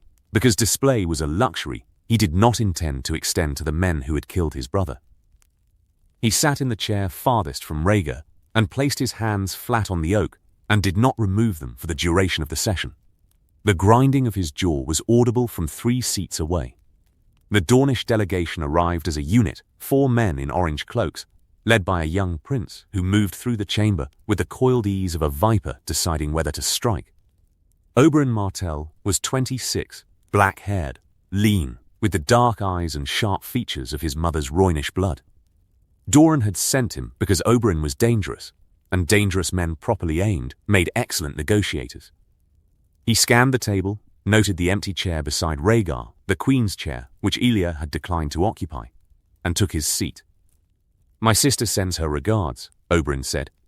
"She apologizes for her absence. She is tending to her children, who have recently survived an attempt to burn them alive." The room absorbed this. Tywin, seated at Rhaegar's right in the chair that would belong to the Hand, a position the 2 men had negotiated privately in the days before the council, did not react. Rhaegar's expression remained level. Ned Stark entered last. He had been held in the Red Keep as a guest for 6 weeks, a designation that everyone in the room understood and no one challenged. He wore a clean grey doublet with the direwolf of his house worked in thread at the breast, and his face carried the withdrawn expression of a man who had spent 6 weeks sitting with his grief in quarters that were comfortable enough to make anger feel petulant and confining enough to make peace feel like surrender. He sat across from Arryn. The old lord met his eyes, and the look that passed between them contained everything a greeting would have held, and several things it could not. Rhaegar stood. "My lords, the war is ended. My father is dead, and his crimes against the Starks, against his own people, against this city, died with him in this room. What remains is the question of what kind of realm we build from the wreckage, and whether we have the will to build it together." The words were measured, deliberate, delivered without flourish. Rhaegar had spent 3 days drafting this address, revising it with the same focus he had once applied to his songs, and the result was prose stripped of ornament, clean, direct, impossible to misinterpret. "I am offering terms, full pardons for every lord, knight, and man-at-arms who fought against the crown. Restoration of all lands, titles, and holdings seized during the conflict. No reprisals, no attainders, no punishments for service, in a cause that, I will say plainly, had legitimate grievances at its foundation. He paused, not for effect, but because the next words demanded precision. My father murdered Lord Rhaegar Stark and his eldest son Brandon. He did so lawfully, by the letter of the king's justice, and criminally, by every measure of decency the crown is sworn to uphold. These acts were the catalyst for the rebellion, and I acknowledge them as such. They were wrong. They were murder. And the man who committed them answered for his crimes when he died in this room. Ned's face did not move. His hands stayed in his lap, and the stillness that held him did not invite interruption. Jon Arryn spoke first, because he had always understood that the first voice after a king's address shapes the direction of every voice that follows. The terms are acceptable to the Vale. His voice was thin with age, but steady with authority. My lords fought and bled for a cause they believed just, and they will return to their mountains with their honor intact. That is what they require, and that is what these terms provide. Hoster Tully followed, because Hoster Tully never allowed Arryn to establish a position without adding his own weight. The Riverlands accept the king's terms. My small folk have suffered most in this war. The fighting crossed our lands twice, and the damage to farms and holdfasts will take years to mend. I would ask that the Crown provide assistance for reconstruction, grain from the Reach, timber from the Crown lands, labour where it can be spared. The Crown will provide what assistance it can, Rhaegar replied. Lord Tywin will oversee the distribution. Hoster glanced at Tywin, a brief assessment, calculating the worth of a Lannister-controlled treasury against the cost of Lannister-controlled patronage. The arithmetic was not favourable, but the alternative was worse, and Hoster had built his career on accepting unfavourable arithmetic when the alternatives were catastrophic. Mace Tyrell rose, because Mace Tyrell never spoke while seated when standing offered a larger audience. The Reach accepts the king's terms with enthusiasm. House Tyrell served the crown faithfully throughout this conflict, and I am gratified that the king's wisdom recognizes the vital role our forces played in securing the peace. The siege of Storm's End was an exercise in sitting. Stannis's voice ground like a millstone, the same flat, mechanical tone from his parapet at Storm's End, unchanged by surrender or travel or the death of his brother. You camped 60,000 men outside my walls, and ate like lords, while my garrison starved. You did not assault. You did not negotiate. You sat in your pavilion and waited for the war to be decided by other men. And now you stand here and call it service. Tyrell's face flushed a shade of red that clashed with his green silks. Lord Stannis, the strategic decision to maintain, call it what you wish. I know what it was. Stannis turned from Tyrell and fixed his gaze on Rhaegar. House Baratheon accepts the king's terms. Storm's End and the Stormlands are mine by inheritance. I require nothing from this council except confirmation of that right and the assurance that my brother's remains will be returned for burial in the family crypt. Robert Baratheon's body will be returned to Storm's End with full honours, Rhaegar replied. He fought bravely and died in single combat, and his courage is not diminished by the cause he served. Stannis looked at the king with an expression that contained nothing resembling gratitude and everything resembling inventory, a man cataloguing debts. Then he returned his hands to the table and ground his jaw. Oberyn had watched the exchange with the focused stillness of a man who found other people's quarrels both entertaining and instructive.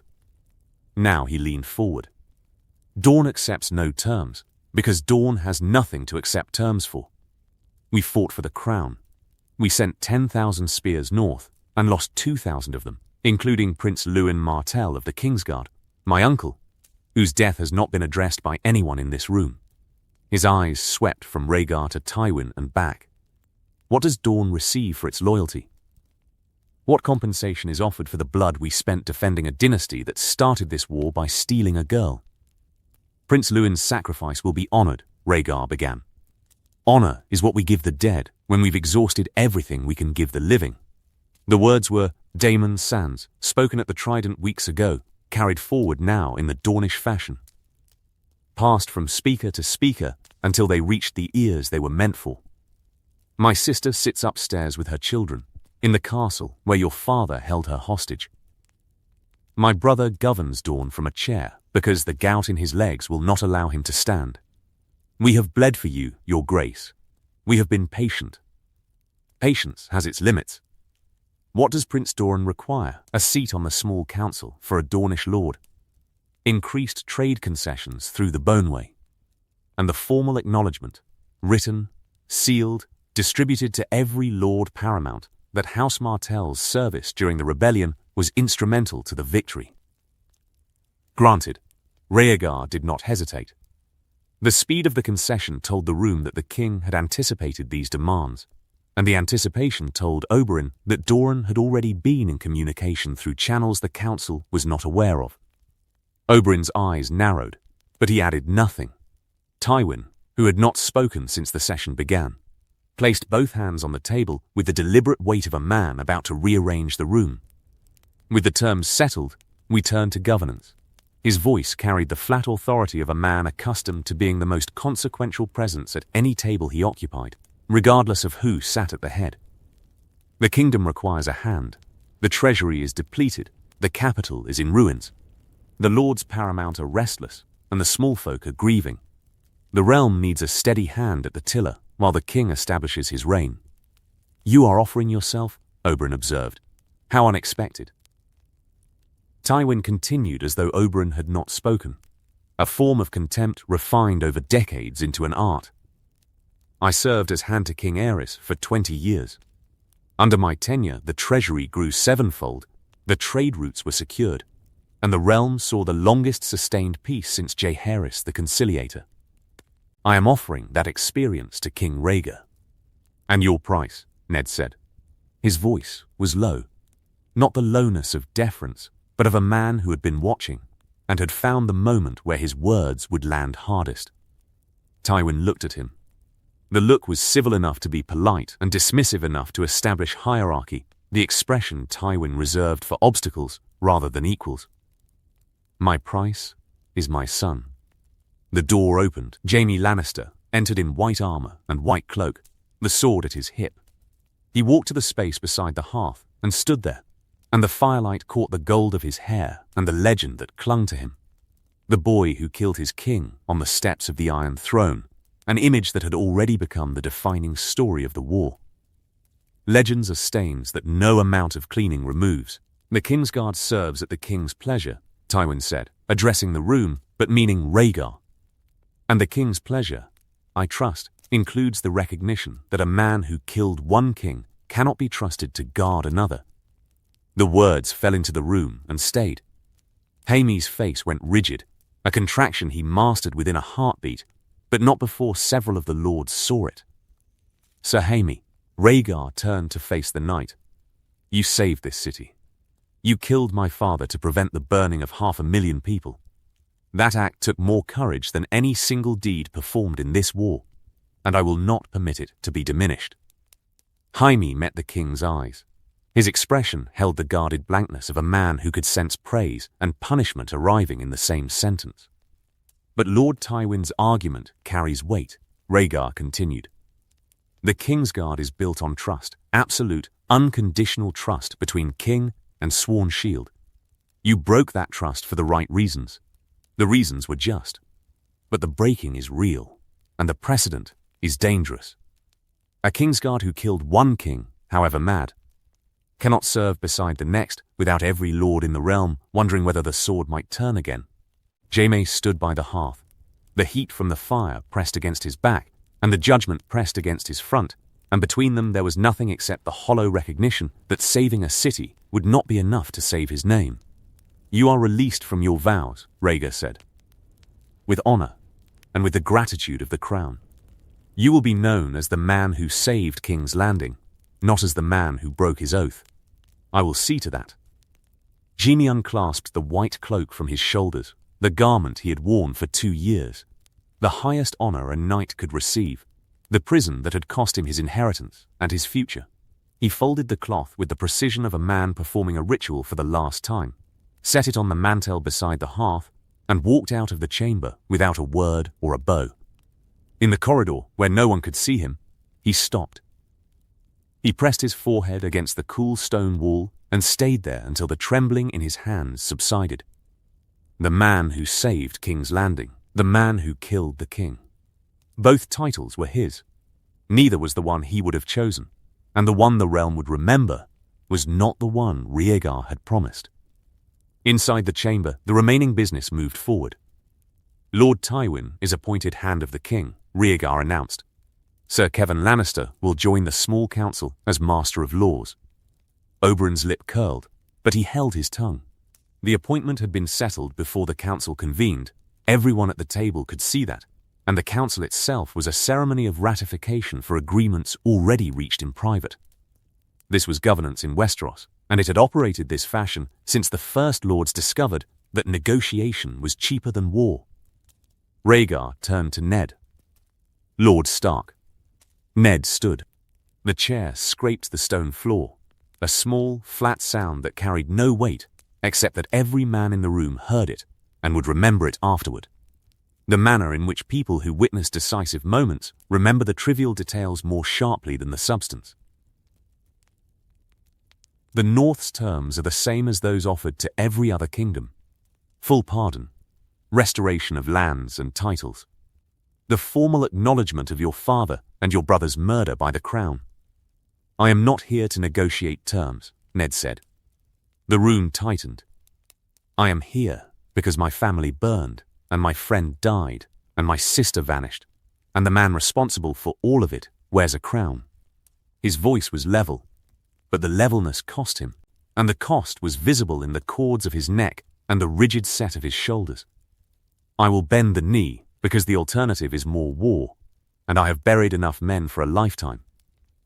But I want no one in this room to mistake compliance for agreement. I am not agreeing. I am accepting what cannot be changed. He walked to the head of the table. Rhaegar stood motionless. The two men faced each other, the king who had won and the lord who had lost, and the distance between them was 4 feet and a dead man in a river, and a dead man in his armor, and a dead man on a leather cord. Ned knelt. His knee struck stone. His head bowed, the grey direwolf at his breast pressed flat against his chest, and his hands hung at his sides. And the posture was correct in every formal detail, and empty of everything except the resolve to endure it. I, Eddard of House Stark, Lord of Winterfell and Warden of the North, do swear fealty to Rhaegar of House Targaryen, first of his name, King of the Andals and the Rhoynar, and the First Men, Lord of the 7 Kingdoms and Protector of the Realm. The words came clean and flat, recited from memory, stripped of the warmth that oaths of fealty customarily held. He spoke them the way a man speaks a prayer he no longer believes in but continues to say, because the ritual has value, and the forms must be observed even when the substance behind them has been burned away. Rise, Lord Stark, Rhaegar said. Ned rose. He returned to his seat. He did not look at anyone. Arryn watched him from across the table with an expression that was not pity. Arryn had never traded in pity, but bordered close enough to share a wall with it. The council continued for another hour. Taxation, reconstruction schedules, garrison deployments, the disposition of prisoners, the business of a kingdom reassembling itself after a war, conducted by men who had spent the past year trying to kill each other and were now expected to collaborate on grain levies and road repairs. Beneath the technical language, every man at the table carried the awareness that the peace they were building was not an end to the conflict, but a container for it, a vessel meant to hold hostilities in a shape that did not require swords. The session adjourned at midday. The lords filed out. Ned remained. Rhaegar waited until the chamber held no one except the two of them, and the thin grey threads of candle smoke drifting toward the ceiling. Your sister. My sister. Ned stood by the chamber's single window, narrow, overlooking an interior courtyard where a gardener was pruning a row of rose bushes with the steady patience of a man whose work continued regardless of crowns. You told me I would see her. She left the tower 3 weeks ago. She is travelling north with an escort. Arthur Dayne accompanies her as far as the neck. And the child.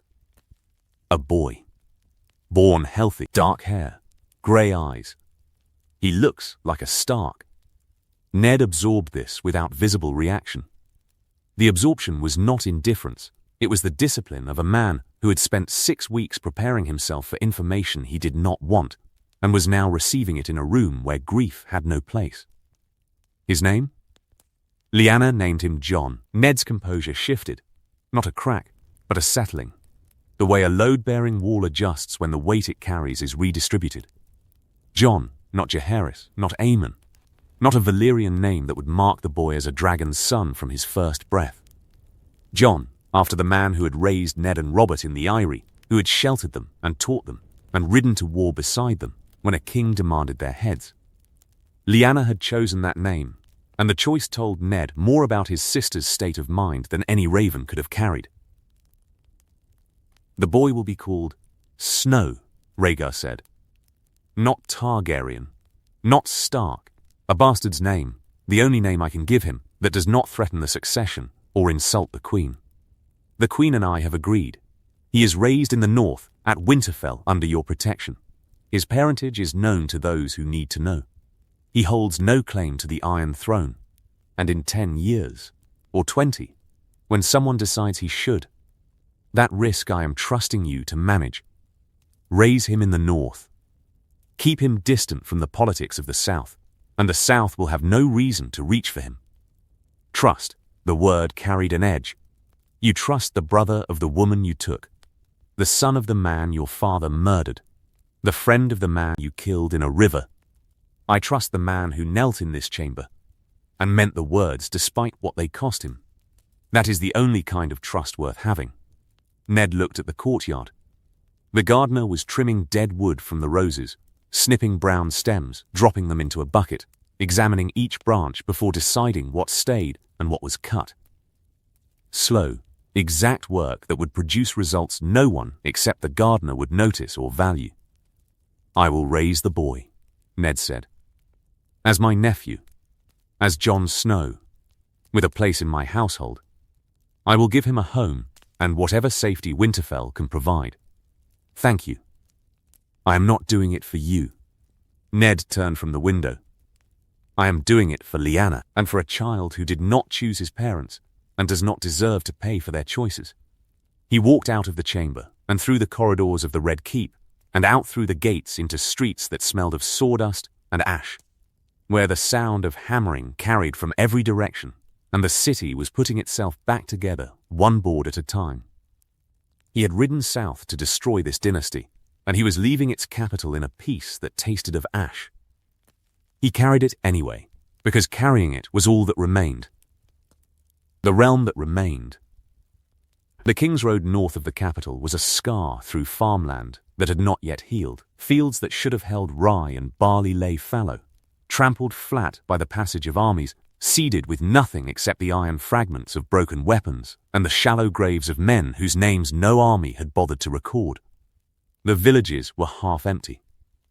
Small folk who had fled the fighting were trickling back, surveying the damage with the flat-eyed pragmatism of people who had survived worse and would survive this, and did not expect anyone wearing a lord's sigil to help them do it. Ned rode with 34 men, the remnants of the northern force that had marched south with him nearly a year ago, reduced by battle and captivity and desertion to a company that could have fit inside a single inn. Howland Reed rode beside him, as he had since the crossing at the Trident, and the Crannogman said little, because Reed had always understood that silence between men who trusted each other was not absence, but architecture, a structure that held its shape without the corking of conversation. They crossed the Trident on a wooden bridge that engineers had thrown across the ford to replace the one the fighting had destroyed. The water beneath ran clear. The bodies had been buried weeks ago, and the river had carried the blood south into the Bay of Crabs, and the stones at the bottom of the ford were smooth and pale and offered no evidence that anything had happened there. Rivers do not remember. That task falls to the men who crossed them. Ned did not look at the water. Reed did. They entered the neck 2 weeks later, the vast marshland that had protected the north from southern armies since before the Andals crossed the narrow sea. Moat Caelin's broken towers rose from the bog like the fingers of a drowning man, and the garrison Ned had left there waved them through with shouts and relief and the questions that soldiers always ask returning soldiers. Questions that are never about what happened, and always about who is coming back and who is not. North of the neck, the land changed. The marshes gave way to rolling hills covered in dark pine, and the hills grew steeper, and the air grew colder, and the road narrowed until it was barely wide enough for 2 riders abreast. They passed through Cerwyn lands and saw the harvest coming in, late, diminished by the absence of men who had gone to war and not returned, but real. Women and boys and old men working the fields, bringing in the grain that would carry the north through winter. Ned watched them from the road and felt the first stirring of something between relief and peace, a recognition that the land he had fought for was still here, still functional, still turning beneath the weight of the same cycles that had governed it for 10,000 years. Winterfell appeared at dusk on the 29th day. The castle rose from the plain like a grey fist, walls within walls, towers and keeps, the steam from the hot springs rising from the godswood in plumes that caught the last of the light and turned gold against the darkening sky. The direwolf banner flew from the great keep.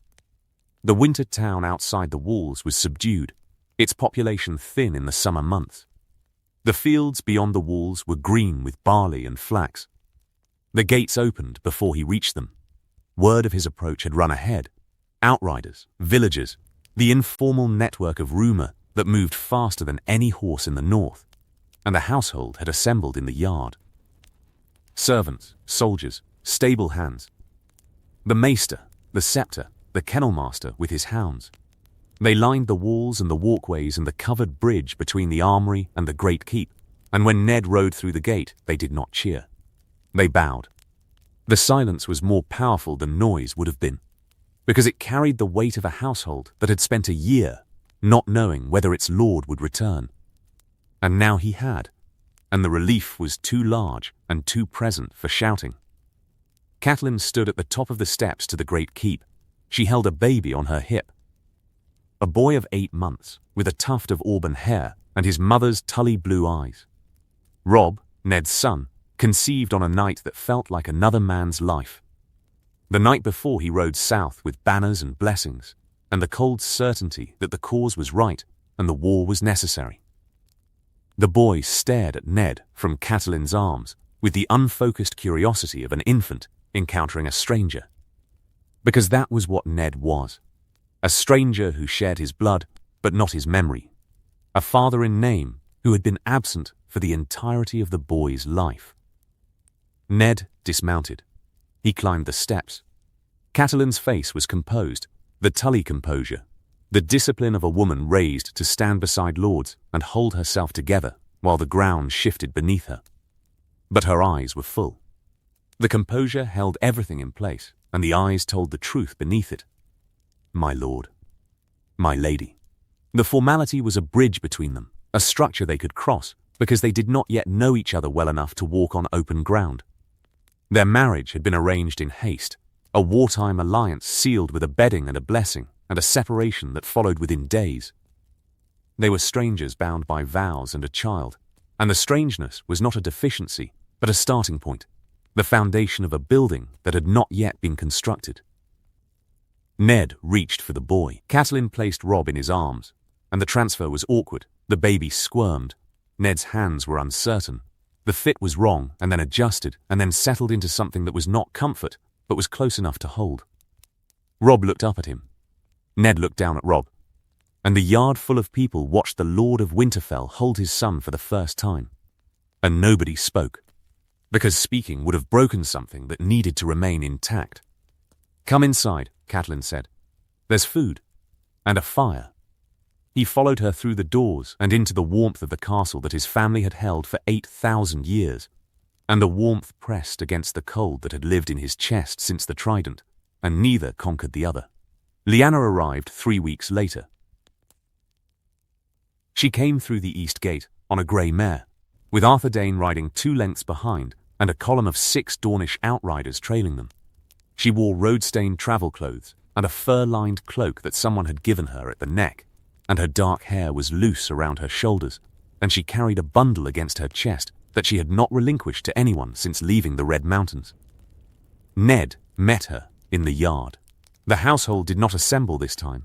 he had ordered the yard cleared, because what was about to happen between him and his sister did not require an audience, and would not benefit from one.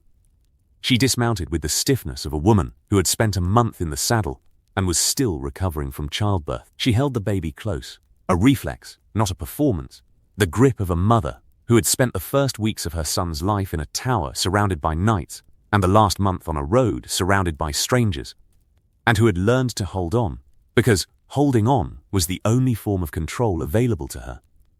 Ned, Lyanna. They stood in the empty yard. The wind off the wolfswood carried the smell of pine and distant snow, and the steam from the hot springs curled between the buildings. Ned looked at his sister, thinner, older, her face carrying lines that had not been there when she left Winterfell 2 years ago. She had been 16 then. She looked 30 now. The difference was not in years, but in the accumulation of choices and consequences that had aged her faster than any calendar. "Let me see him." Lyanna adjusted the bundle.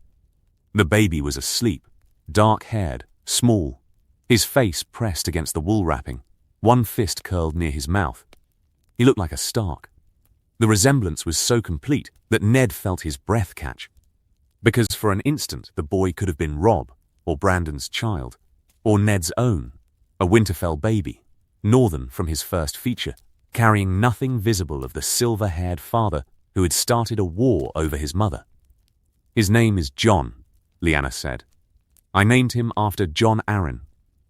Rhaegar wanted a Valyrian name. I chose this one instead. I know. Rhaegar told me. Did he tell you I refused to go to King's Landing? He did. Did he tell you why? He didn't need to." Lyanna looked at the walls of Winterfell, the granite towers, the covered bridge, the godswood visible above the inner wall. She had grown up inside these walls, learned to ride in this yard, climbed the broken tower, raced her brothers through the crypts, and shrieked at the stone faces of the old kings of winter.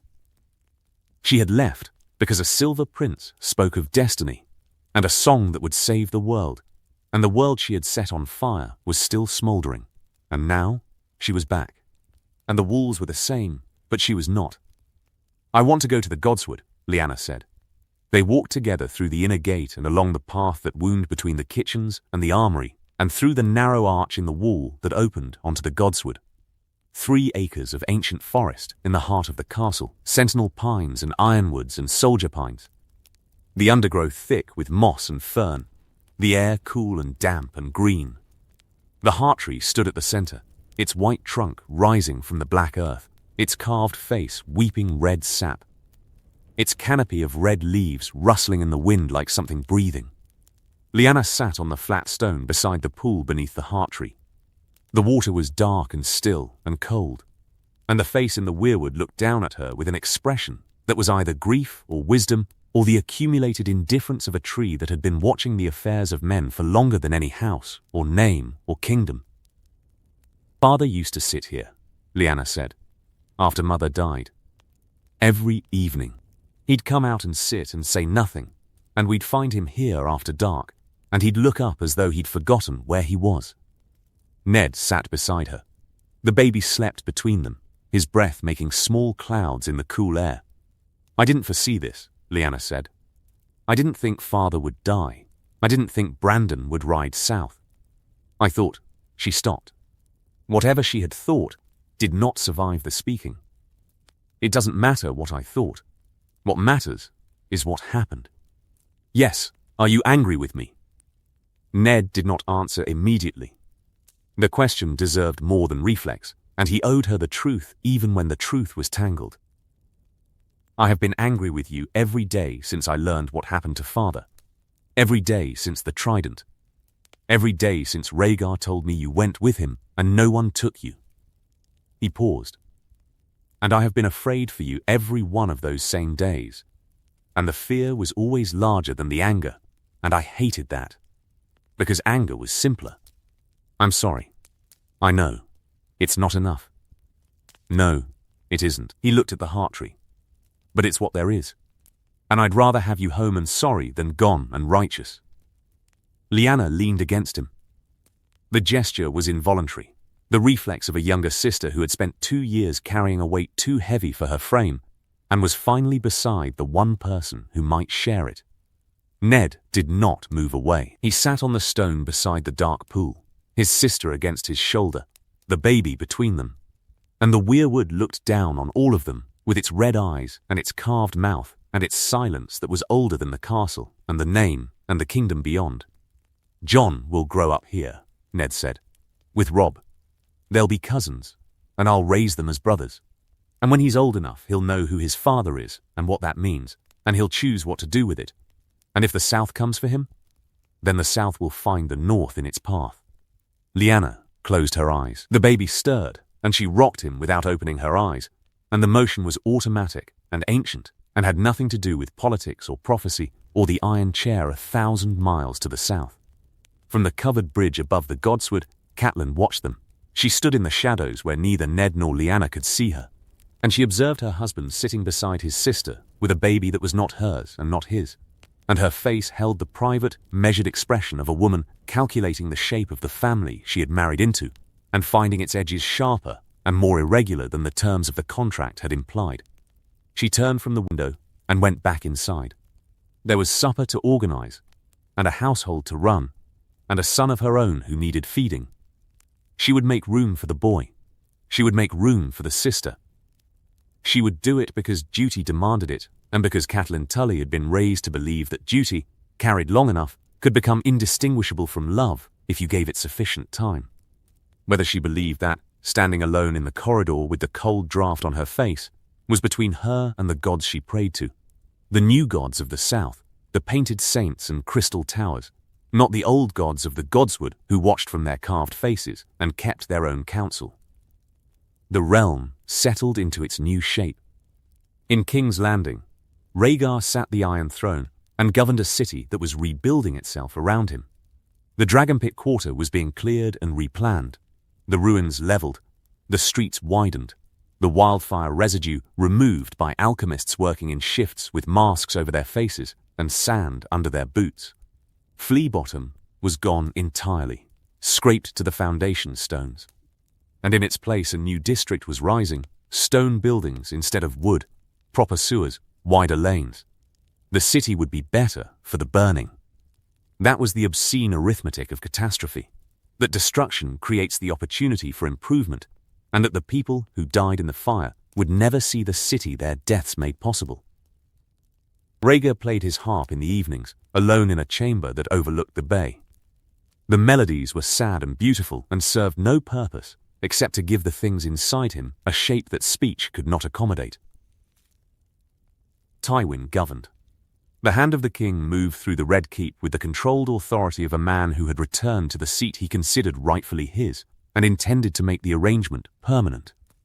He restructured the treasury, negotiated trade agreements with the free cities, appointed loyalists to every mid-level position that controlled the flow of gold and grain and information.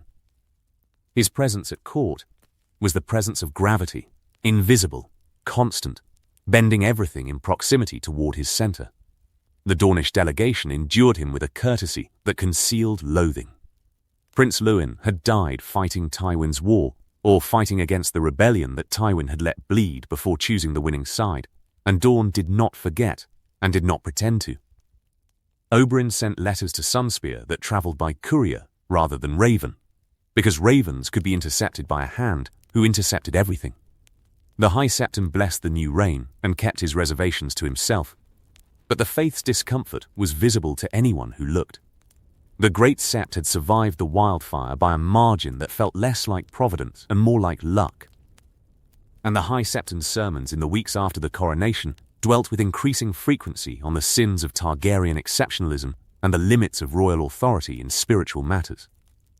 He had crowned Rhaegar because the alternative was chaos. He had not forgotten the whispers about a secret marriage, a second wife, a Valyrian custom that the faith had accepted once under threat of dragonfire and did not intend to accept again. The faith's compliance was conditional. Its memory was long. The small folk of King's Landing rebuilt their homes and buried their dead, and carried the knowledge that their king's father had tried to burn them alive, and their king's war had been the reason. They did not say this aloud. They worked and ate and swept the ash from their doorsteps and named their children, and resumed the ordinary business of living. But the burned quarter remained visible from every hill in the city, a scar that no amount of reconstruction would fully close. And the mothers who had lost children in Flea Bottom did not need sermons or political counsels to remind them whose choices had lit the fire. Elia raised her children in the royal apartments and attended court functions with a composure that lesser women would have called serenity and smarter women recognized as armor. She did not forgive Rhaegar. She did not leave him. She occupied the territory between those positions with the discipline of a woman who understood that her power derived from the marriage. And the marriage's power derived from its visibility, and visibility required presence. She was the queen. She would remain the queen. And if the king's eyes sometimes drifted northward toward a place where a dark-haired woman and a dark-haired boy lived among the pines, she did not remark on it in public. The most effective prison is one the prisoner builds around himself. At Storm's End, Stannis drilled his garrison and rebuilt his walls and ground his jaw until the teeth at the back of his mouth wore flat. He had been given the Stormlands as compensation for the brother the crown had killed, and the exchange was insulting in its transparency.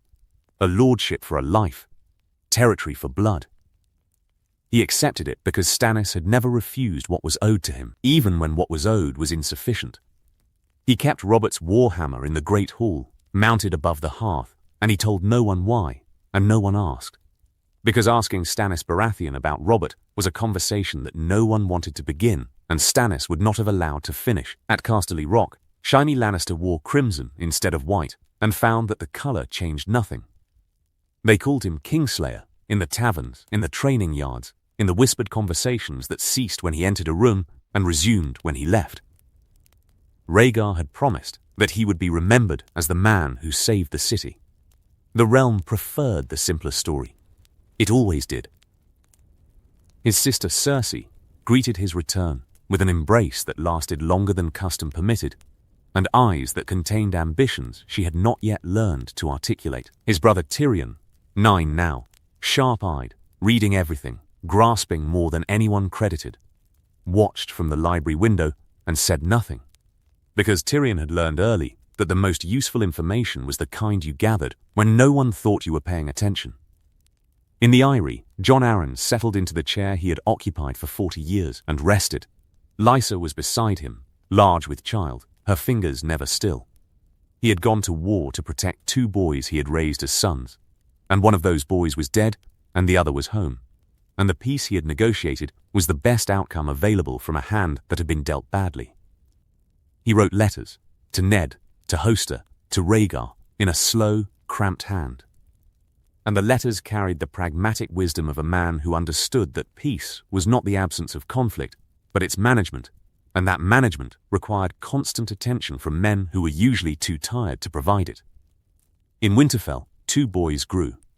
Robb Stark, firstborn of Eddard and Catelyn, heir to Winterfell, auburn-haired and blue-eyed. His mother's colouring in his father's house.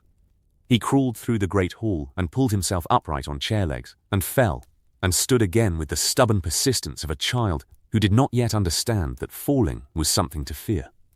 Jon Snow, dark-haired and grey-eyed and watchful in the manner that infants sometimes are when the world around them is louder and more complicated than they can process. Lyanna held him in the mornings, and Ned held him in the evenings, and between them the boy received the contradictory gift of 2 kinds of love. A mother who held him with the fierce protectiveness of a woman atoning for the damage her choices had caused, and an uncle who held him with the steady, unyielding warmth of a man who had promised to keep him safe and intended to honour that promise for as long as he drew breath. The boys would grow up together. They would share the yard and the crits and the wolfswood and the endless northern winters that shaped men into something harder and quieter than their southern counterparts. They would learn to fight and to read and to govern, and the differences between them, the cousin raised as a brother, the king's hidden son, would surface in time, as buried things always do, and the complications would belong to a future that was not yet written. But that was later. For now, the realm held. Ned walked the walls of Winterfell on an evening when the first snow of autumn was falling, thin flakes that melted on the warm stone and collected in the crenellations and dusted the godswood white. From the north wall, he could see the wolfswood stretching to the horizon, dark and ancient, the trees standing in the snow like sentinels. From the south wall, he could see the King's Road winding toward the neck, the road that led to everything he had lost and everything he had chosen to accept. The castle was warm. The hot springs that ran beneath its walls kept the stone temperate even as the cold deepened, and the warmth rose through the floors and through the walls and through the centuries of Starks who had walked these same battlements and looked out at the same northern sky and carried the same burden, the weight of a house that had endured for 8,000 years, because its members understood that. Endurance was not the same as victory, but was, in the end, worth more. He stood on the wall and watched the snow fall and breathed the cold air and held the peace inside him, imperfect, incomplete, and enough.